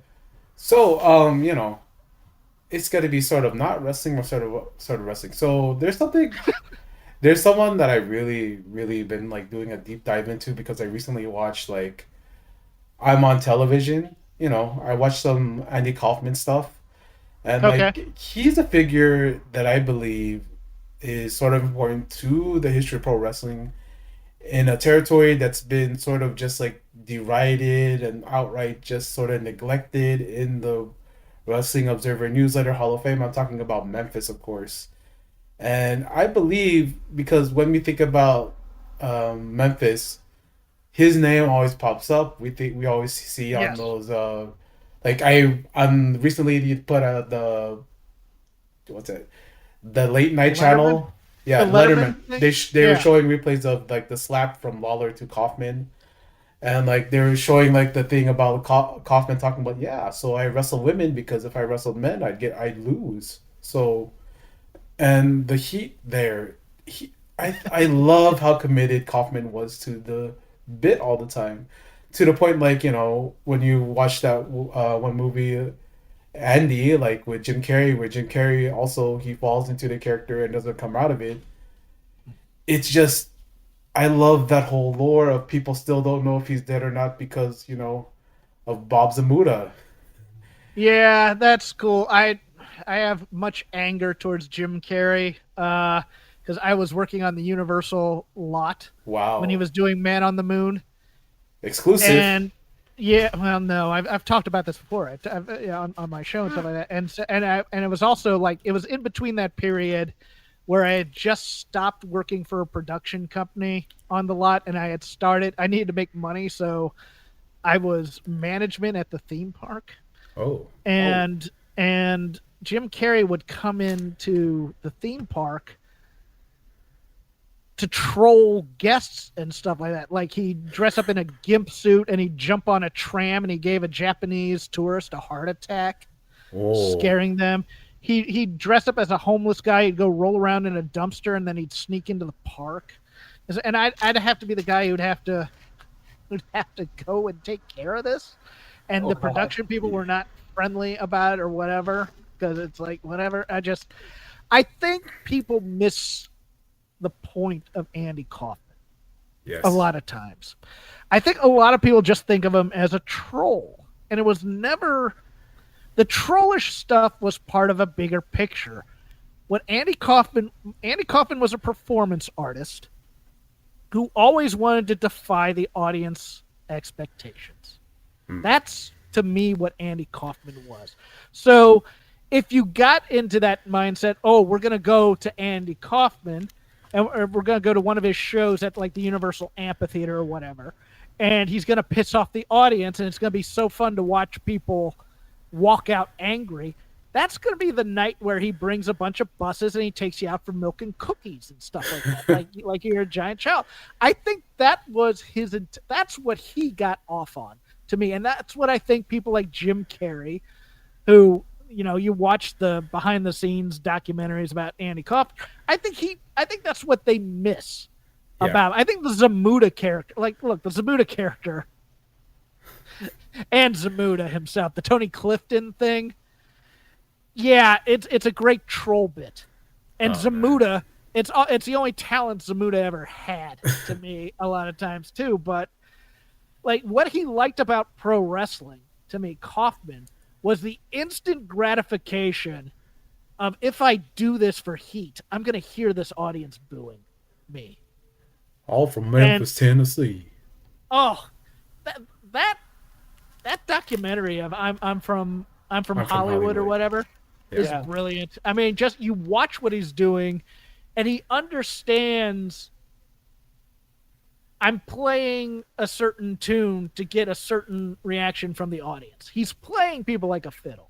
Like, he knows exactly, and it's not that, you know, the people, I mean, he knows he's dealing with, you know, Southerners and stuff like that, but it was so funny to me to hear that he pitched this to Vince McMahon Sr., who said no. And so, but he pitched it to Memphis and said yes, because it would have never worked in the Northeast, I don't think. Well, famously, Vince Sr. fired Hulk Hogan for doing Rocky 3. So yeah, I think it's a weird thing with Andy. Andy was a master of crowd manipulation. Mm-hmm. And I was actually like talking about the Hall of Fame, and I'm going like, one of the things that people miss or don't understand really is a lot of the top workers of all time are extremely good at getting the audience to where they want them to go. I was making this point about Mercedes, and I was talking about her match with God, Jesus, I'm forgetting her name. She's with WWE now. Stephanie Vaquer. So her match with Vaquer, where like this match, the crowd did not want to cheer Vaquer and Boo Monet, right? And she works that match in a way that just moves the crowd to where she wants them by the end, right? And Andy was a master of getting that and moving like that. And the best, like, it isn't just doing moves, it's being able to get the emotion from the crowd that you want. Right? That's all wrestling should be anyways, too. I mean, that's all the old guys were doing it, too. I mean... Right, less is more. Like, if you can get that reaction, you can get that investment, you can get me to sit up and pay attention. That's why, like, it's like I mean, the argument of like, I was making the argument like, yeah, Monet, I'm a Hall of Fame voter. I would, if I was a Hall of Fame voter, I would vote for her in modern, because more than any one of this women's thing, revolution and how the women have come up, if you take her out, I don't know how it works, because she's the one who's getting, like, making all these people look good, and she's the one that's like putting the structure in these matches and getting the crowd reactions the right way in this match, in a way that I don't believe you just take her out. You can't just replace her. Like, somebody like, go ahead. I went even stronger. I mean, and I think Larry will back me up on this if he's listened to me on the Dynamite show. When they signed her, they should have built the entire company around her. Yeah. Yeah. Yes. I Oh my gosh, mean, this is one of the biggest gets you have from, like, just in general. Like, you got her off of the WWE run. Everybody is on her and Naomi because they have the sympathy similar to what Andrade is getting right now. And of But course she they was, can't get out of their own way with the we have Kenny and the Bucks and Hangman and all yeah. these workers and Osprey and Dave loves these guys. I think it's overdue that they need to put the women on top in one of these papers. Yeah. Like And Tony and Monet have both earned that spot, I right? They abs- are as over as anyone, and like the work that they do, right? To me it's incredible. Like Yeah. being able to like sell that, like Tony, like in a gimmick that, again, we're talking about comedy gimmicks, but like the crowd reaction she gets, right, and the connection that she has with the crowds is so great, and she just like doesn't break character, but it's like she is committed to the it's bit. a good gimmick, but Mercedes is special, and Yes, she's always been special since that. Ah, Because where I became quote unquote famous was by calling out people who were saying Charlotte's the big star in NXT. I'm going, no. Watch how they're reacting to Sasha Banks, and watch even when she wasn't. I mean, when she was mid card, mechanic / jobber to the stars. Sasha Banks first coming in there, and you can see people want her to be I think on top, and it's just it's one of the funnier arguments. I was making the argument with her and Io, right, and for the Hall of Fame, and I said, look, if you look at the matches, Io is an incredible technical worker, right? She is by far, she may be the best technical worker as a woman, but she doesn't have the ability that Monet has to make everyone have their best possible match, and also manipulate the crowd to get there, right? And I think, even though I acknowledge that like Monet is a worse technical worker than Io, she's better at the holistic work, right? Because if I like the argument I was saying, like if I take her out of the equation, I say like, oh, I take her out. How do I replace her? Like if I take her out, like I don't think this women's revolution or the women's division in the US are not where they are, because she's so key to all these matches and getting all these credible matches out of these people like over time that like it's incredible. But again, we get back to like the Andy thing. It's crowd manipulation, right? Like it's like knowing how to get a reaction from a crowd. Right? like the Kaufman stuff where he'd bring out a woman from the crowd. Oh yeah, You watch those things, and it's like, and then he quote unquote accidentally does something way too stiff. It's so brilliant in the age of it's so kayfabe, good. where like nobody's in on it except him and the other wrestlers, and He was doing it on Saturday Night Live, right? He was doing the intergender stuff on Saturday Night Live, right? I think I remember that from when I was a kid. Not when I was a kid. I wasn't a kid when Saturday Night Live was airing live. I remember they had reruns on Nick at Night, and I remember him doing a bit with the intergender wrestling on Saturday Night Live. That one shocked me, to be honest with you. One of the things that still lives rent free in my head about the Kaufman thing was at the end when he dies, when he's passed away from cancer. And Jerry Lawler on TV still won't. I mean, good. I'm glad he's dead. That kind of stuff. And you're just like, wow. And I think even Kaufman would go, yeah, let's not give up on the bit just because I died here, guys. Yeah. I mean, I've heard Jerry talk about it, and I would. Here's the thing: like, this is a wrestler thing. So this is like the ultimate compliment I think that Jerry can pay to him is by going out and cut a promo, because essentially this is the kind of thing that happens when somebody's like a legit worker. Like even when they die, like they're fine with like the it being caught up in the angle going further. Like particularly when a working family. So like Jerry was doing it like as a sign of respect to Andy. Like even though he's my like legit my friend, I'm going to respect his bit and respect that he would want me to respect kayfabe, and I'm gonna go out and do this, right? Like it's yeah. It rules. It rules. I absolutely love it. I think he's really. I would, you're talking. I think you're probably going like I would probably want him at some point. It may be something where like Dave needs to put him in, but like I would want to have a conversation about him because I think he for is Observer Hall of Fame. I don't because I'm not the biggest fan of the Wrestling Observer Hall of Fame. I'll say There you go. because I think Let's do it. there's too much. I think there's too much. You can be a medium fish in a small pond and get in terms of the. I mean, yeah, they changed the balloting somehow, but still, people vote in the different regions, and a lot of people vote in regions they shouldn't. And you're not going to be able to give anything for Andy Kaufman because he didn't have enough longevity, and that's what also rewards it. It involves long times of participation at a certain level. Yeah. And it's just like, okay, but like But I mean, like, there's guys I'll give you an example. I'm still mad Steve Dr. Death Williams is in the darn thing. Because I love Steve Dr. Death Williams and I love his work in Japan. He was hidden on the ballot in the Japanese thing because that's where he could make the Hall of Fame as a favor to Jim Ross, in my opinion. Because if you had put him on the American side, you'd have to go, oh, yeah, he had these runs where he wasn't that successful. So you were allowed to eliminate the bad parts of his career to just focus on these runs in Japan where he was just amazing type stuff. I think there needs to be a more holistic. Here's my argument about the Wrestling Observer Hall of Fame. There needs to be a more holistic picture about your overall contribution to professional wrestling versus, like, I hate the work rate thing. It's like, okay, so you kept up a good pace in a match as opposed to how was the match worked, so to speak. That's what that is. And so they can't figure out a way to get, I mean, like, if it was really about influence, like, I know there are some people in there because of their influence in wrestling.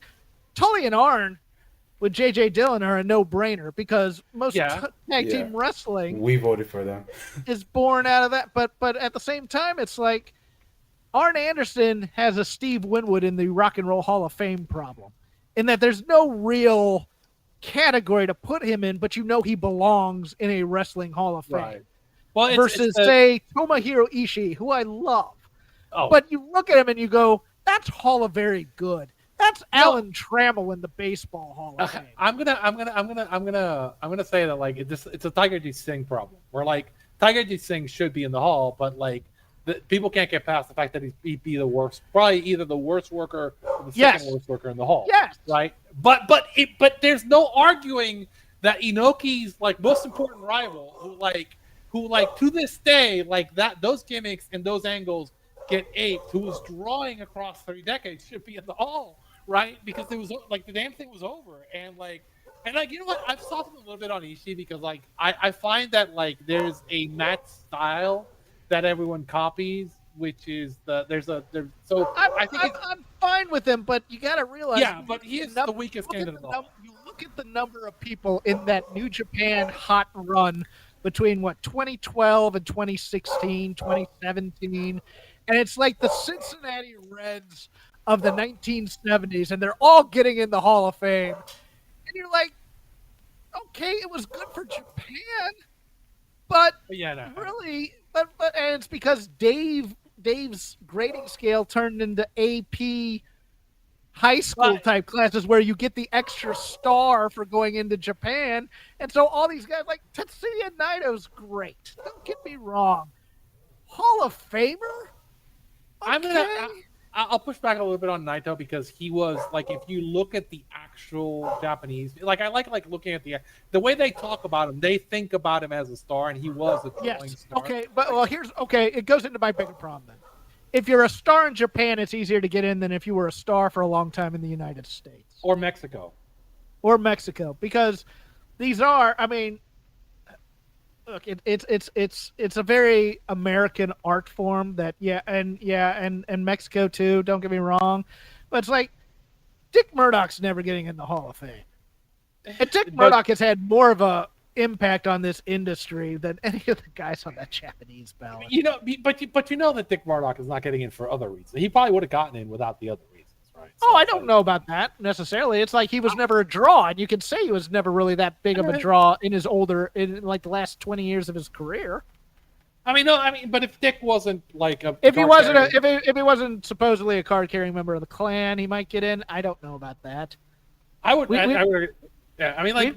had people of more questionable character get into these halls True. of fame.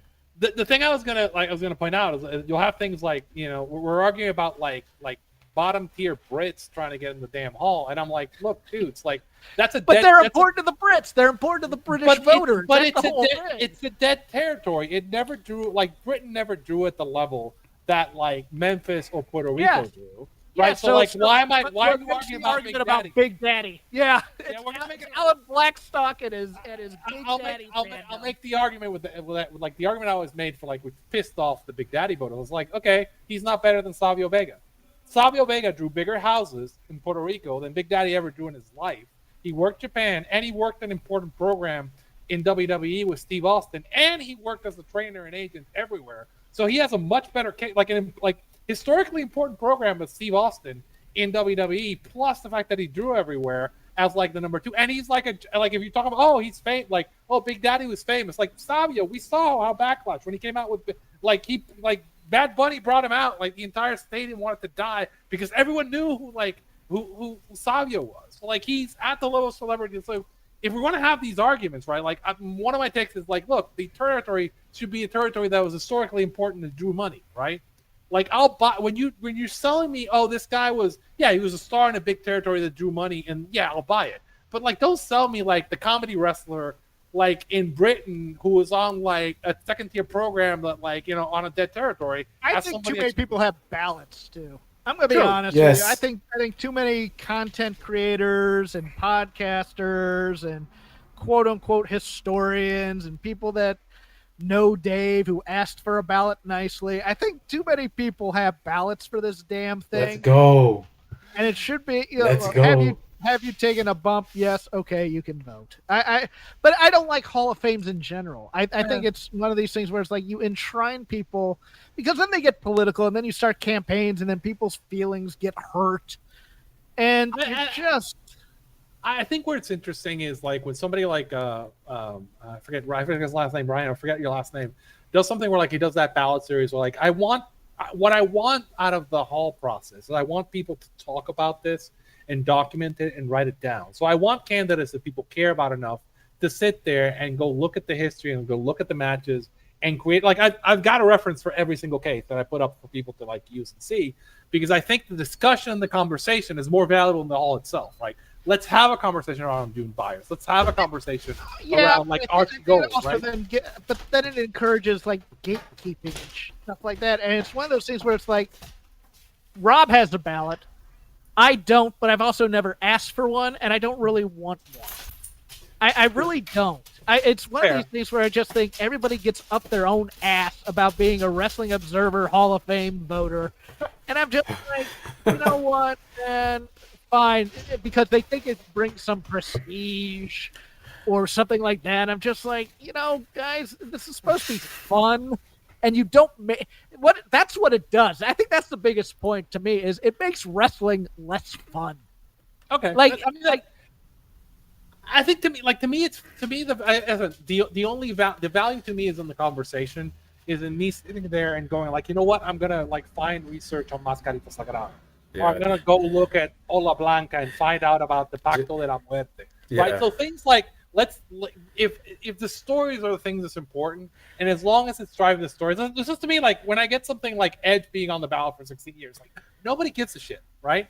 Get him off. Like, let's do a final vote on it because like nobody cares about his case, nobody cares about telling the story, right? If it's driving a story, then it's interesting to me, and that's the value to me in the process, right? And I also think Dave has far too much sway on the voting.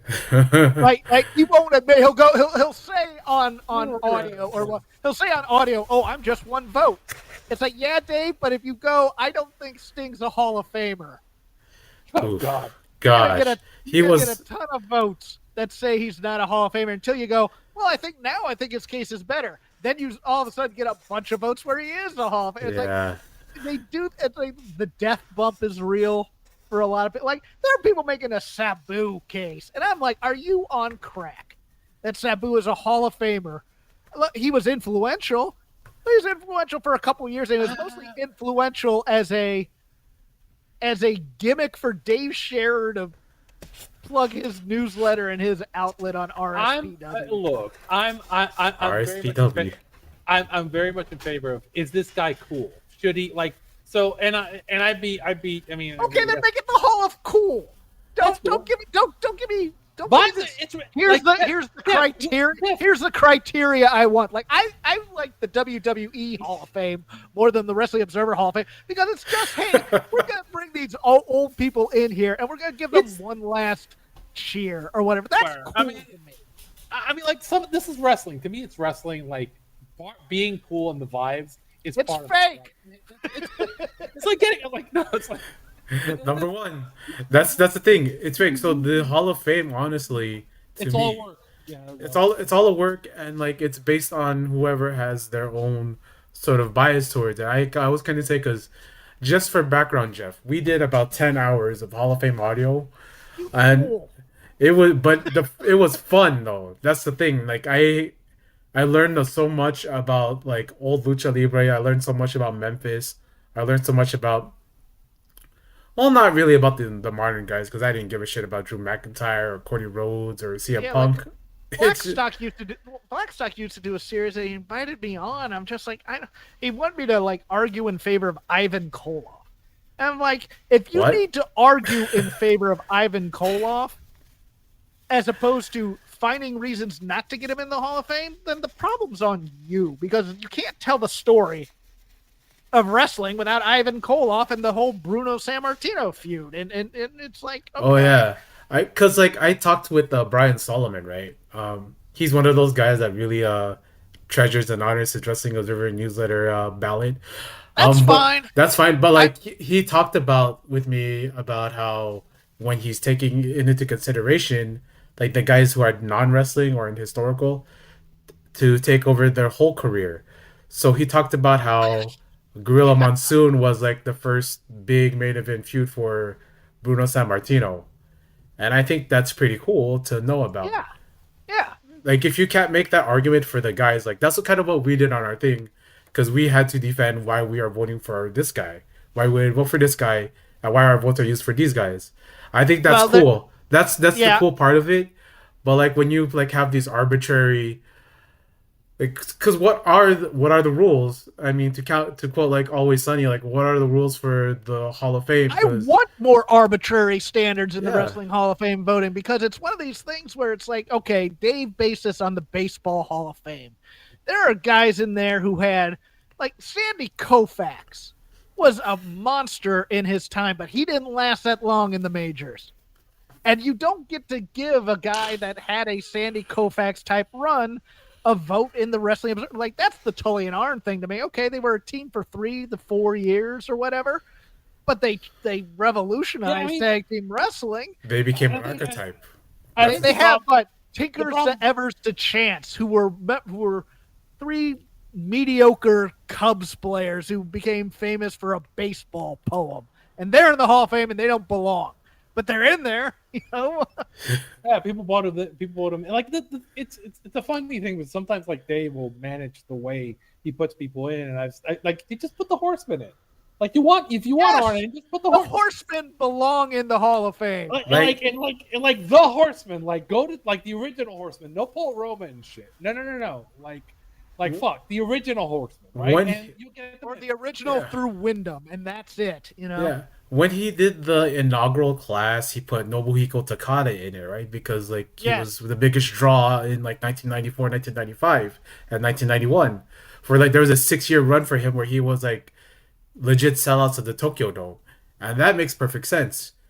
But now we have guys like JYD who did so many legit sellouts of like the Superdome, and he doesn't get. His work rate sucks. We can't put in Junker. Yeah, what the fuck is that about? Okay, like, I'm gonna go on a rant about JYD, and I can't help myself. Here's the thing: it's to me, it comes off like a little bit racial, right? A little bit like a lot racial, because we hold JYD to a standard that we hold no other performer to.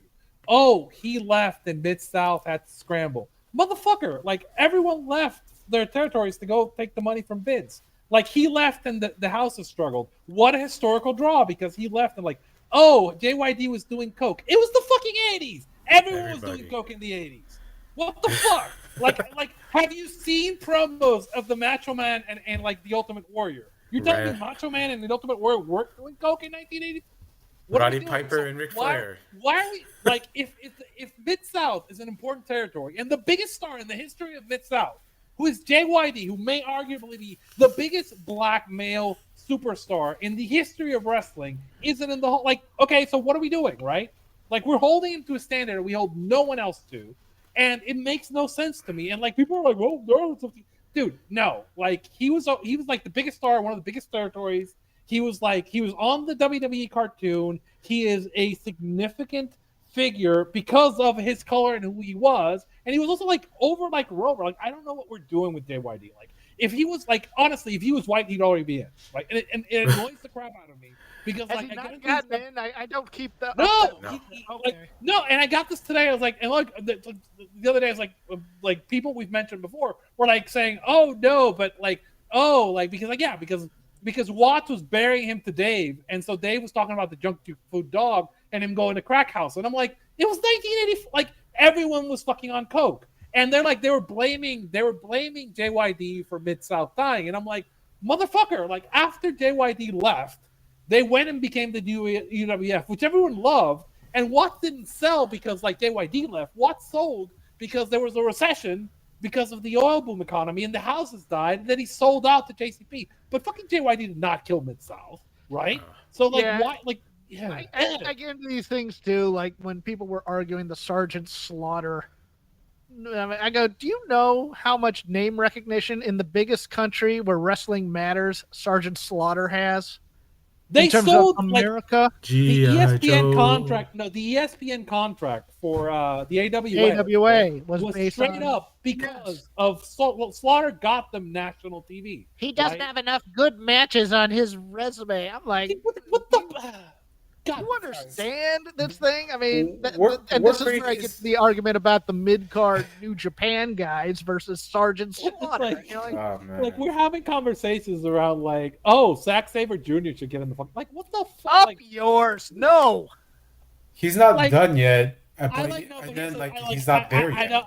I know Larry's adopting Zack Sabre as an honorary Filipino, and like I love Zack and his stuff, and I enjoy it. But like, no, there's no argument for me Not where like yet. we can say like Gran Hamada isn't in the Hall of Fame. I'm not ready to have a conversation around like Zack Sabre Jr. Right? Without- Put Yoko Hamada over Zack Sabre Jr. right now, but that's Jesus me. Christ. Anyway, No, but it's one of those. Yeah, it's like, okay, Zack Sabre Jr. has never drawn as a champion or anything like. And the whole point of this fake stuff is to make money and to draw, and it's that you part gotta should be. you gotta far be a more. star. Like you And gotta then, be a star. and then everybody else, WWF is a star. It's the brand, and you can't. It's like, oh my god, it's We're so- sort of seeing people that. get up their own Oh, man. asses about these arguments, and this is why I don't want to be a voter. I don't want to have these conversations with you people. I don't love- like them. Somebody was saying that we should have like a like the Vives Hall, right? Just Vives, right? Just Vives. We're gonna have I want conversations about Brad Armstrong in the Hall of Fame because he was a good worker. All right. Solid I want- hat, man. Solid hat. Brad Armstrong. Like I was having, I was like I buried Bullet Bob. I was like, Bullet Bob, nice little worker, but god damn it, like he was never like He was a draw occasionally in the South, though. At least he could make that. Like Continental. Smoky. Continental's not a huge significant territory. Like, No, come it's on. not. It's like Drew as much like- as New Japan. It's like me suggesting that let's suggest El Bronco because he drew in the Dominican Republic. No man, come on, right? Like now Dominican fans are gonna be pissed. L.A. at me, Park and right? K. Manito. That's who I wanted. Hey, Park and Caminito. That's Is LA Park in? I don't think he's in yet. No. LA Park. No, the La Parca is in. LA Park is on the ballot, right? I think it's the other way. I don't know. AAA, no. The AAA La WCW La Parca is in. AAA Oh, La is he? Parca is not. Okay, well then never mind. I'm happy. Put in psychosis and I'm good. Oh man. See, this is Jeff. You know what people say about you, that you don't like good wrestling, that you're not fun. But you know what we revealed here? You like the cruiserweights, you like the luchadors, I like good wrestling. and you like Puppet Monet. You like I Puppet don't Monet. like. You know what I don't like? I don't like people.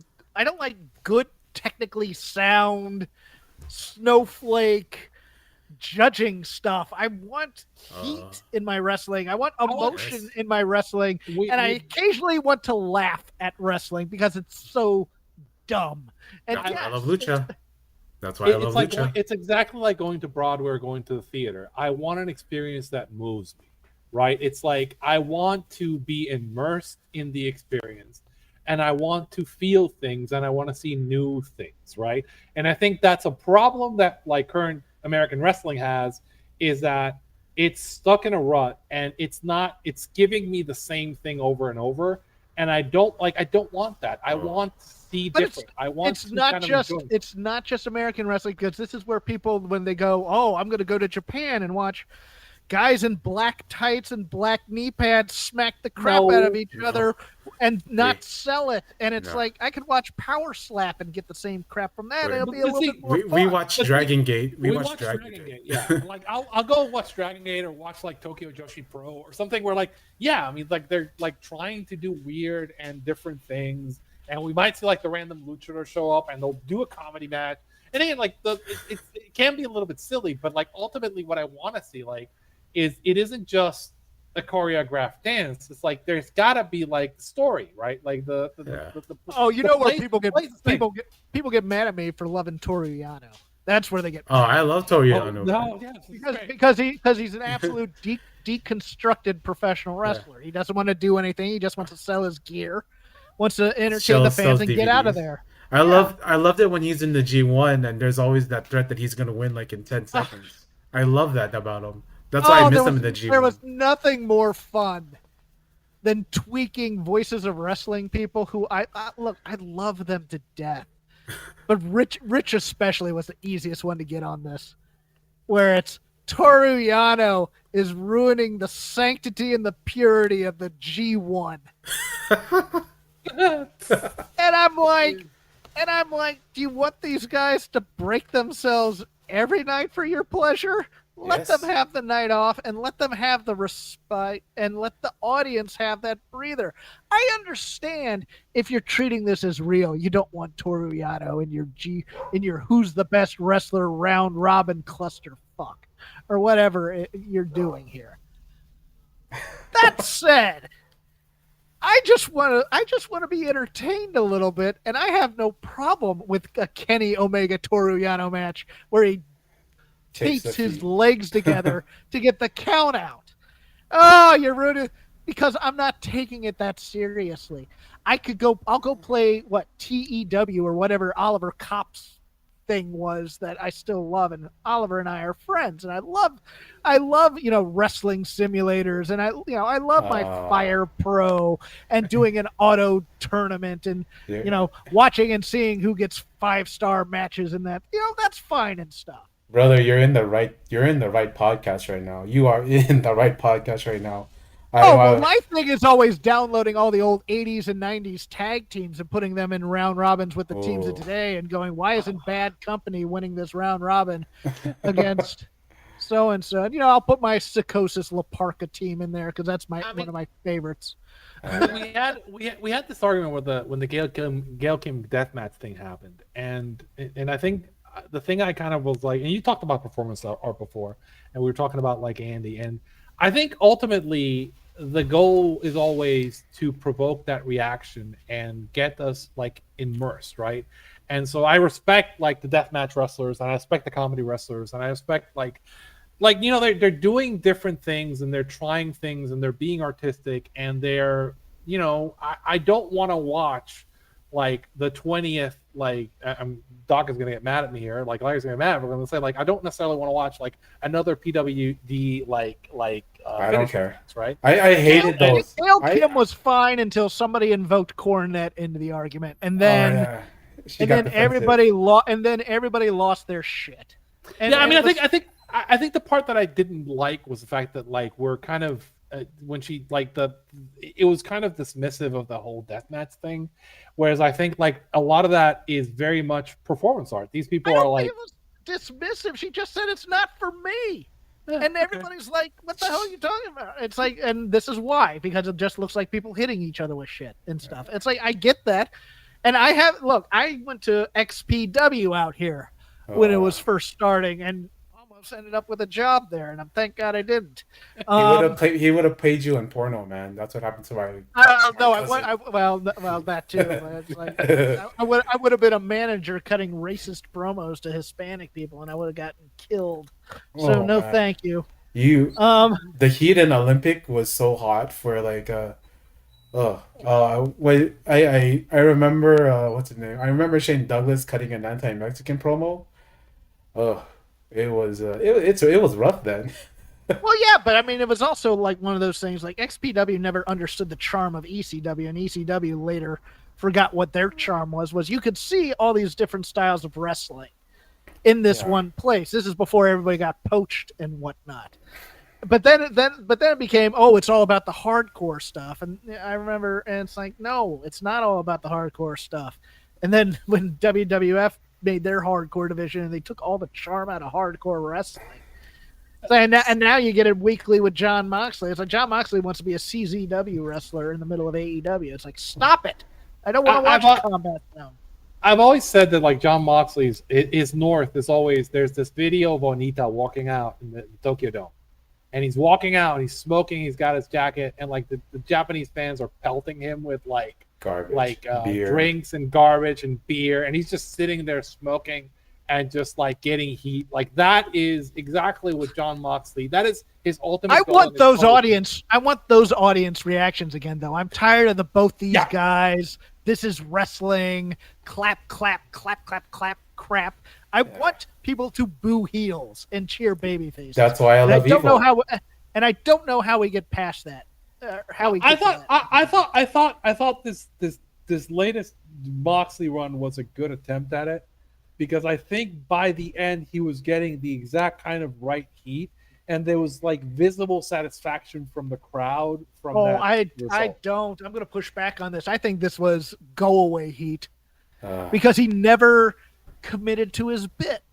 His bit was to get rid of all the goofy shit in wrestling, and so he takes out Private Party and breaks one of their hands, and then he immediately goes to the Young Bucks, who are the kings of ironic comedy wrestling. And that should be an act where the Death Riders are taking those guys out, or the Dark Order, or any other number of groups with those types of weird gimmicks. I think it was just you hear the music and it's like, oh, here comes Moxley to do his. Well, they did kill the Dark Order because they never came back to the TV, but it was on Collision, so it doesn't count. So that's true, fair.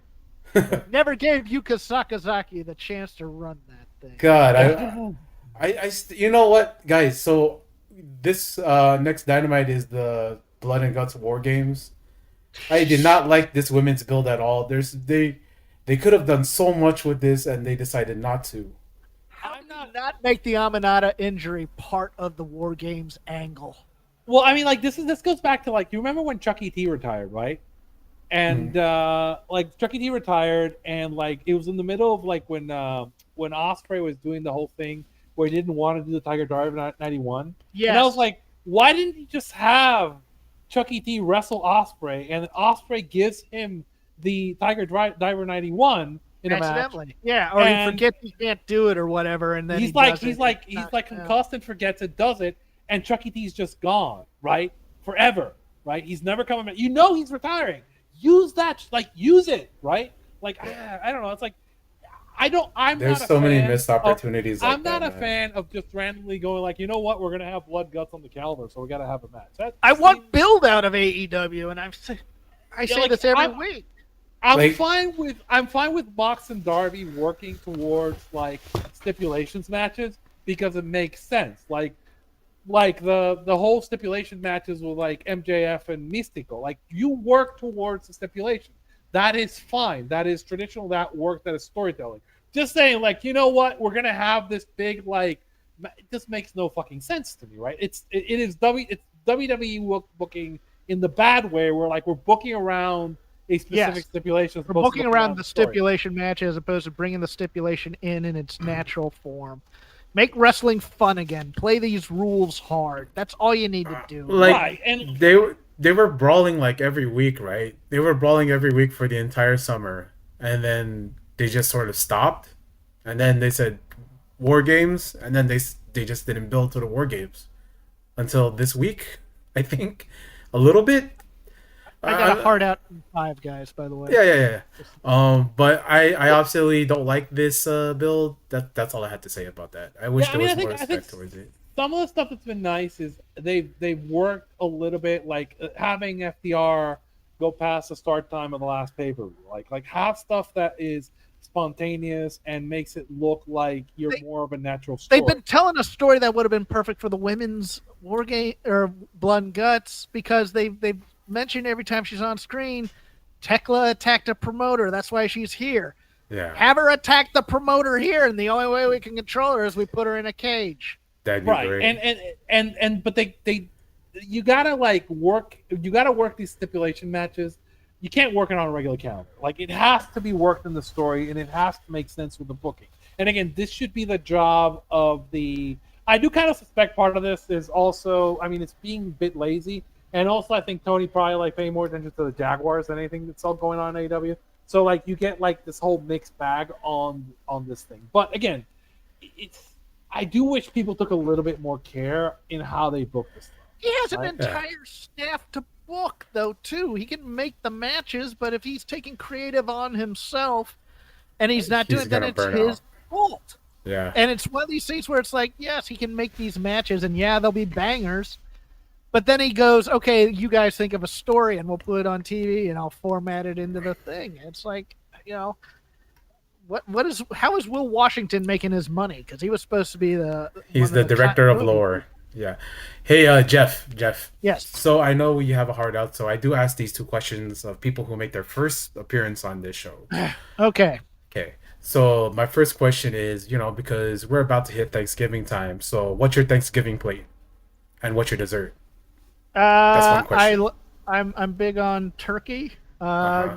Usually, I've now gone to dark meat and gravy. I wasn't a gravy guy originally. I used to be white meat only, but I am a huge stuffing guy. Give me Great. that. If there's cornbread, definitely having some of that too. And sweet potato pie if you have it, or for a side dish, for dessert. Boy, if you have a tart cherry pie, I am all about that. Oh man, she's my cherry pie. Cold drink of water. It's a sweet surprise. Hey. Like, don't get me wrong, I Sweet. like apple, I like pecan, but cherry pie hits my spot, man. Hey man, and I loved having you on here, Jeff. I love showing this different side of you. I mean, I know the side of you because I listened to you on the Dynamite show. That's the only Dynamite review I listened to because that's the only one worth anything. What's the second question?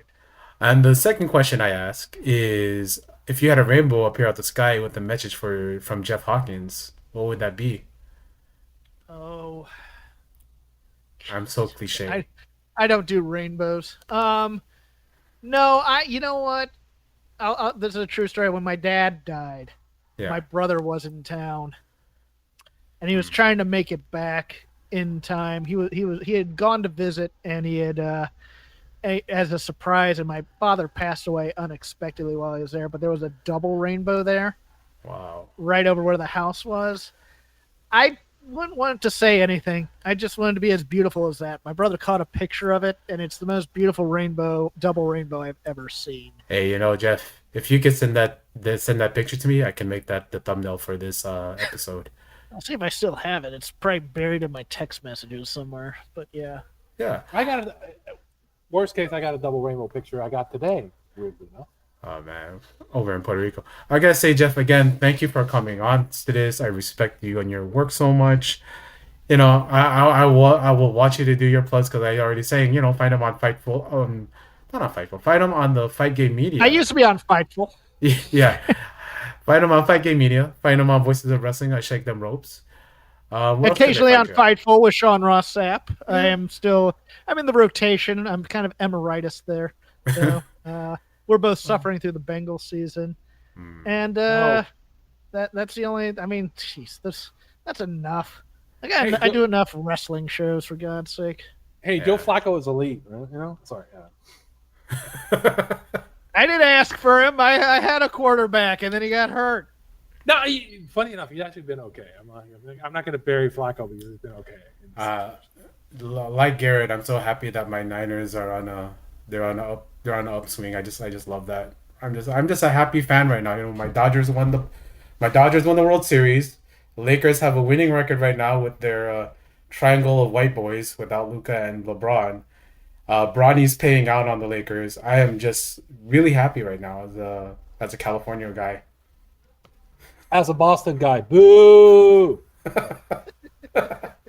Again, Boo! Sorry. again, you know, let's go Doyers. Let's go Doyers. Thank you for winning us the title. Doyers. Los Yeah. Dodgers, los Dodgers. Doyers. Thank you, Yamamoto, for doing one of the greatest performances I've seen in back-to-back World Series games. My God, pitching 6 innings and then closing out the series. That is a Ohtani in the stud. Brewers series is still the best thing I think I've ever seen, and I lived my through goodness. Reggie Jackson. Yeah, my God, Ohtani just he looked so immaculate and so that is a man. You know, if I'm gonna give Tony Khan a booking idea because Jeff knows Time Warner Sports out here, that's where the Dodgers get their season games. Time Warner Sports, please get Ohtani and Yamamoto, even get Sasaki, get them out here.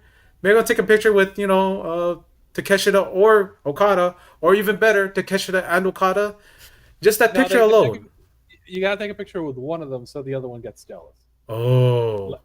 Larry, you know what's happening? Estamos desesperadamente sin tiempo. We're desperately out of time. Okay. I am. Yeah. Larry, I sent you the rainbow photo just now. Thank you so much, brother. So once again, thank you to Jeff Hawkins for coming on here. Gracias para Arturo por su tiempo. Jeff, And it's been a pleasure. yeah, Adios. thank you guys so much.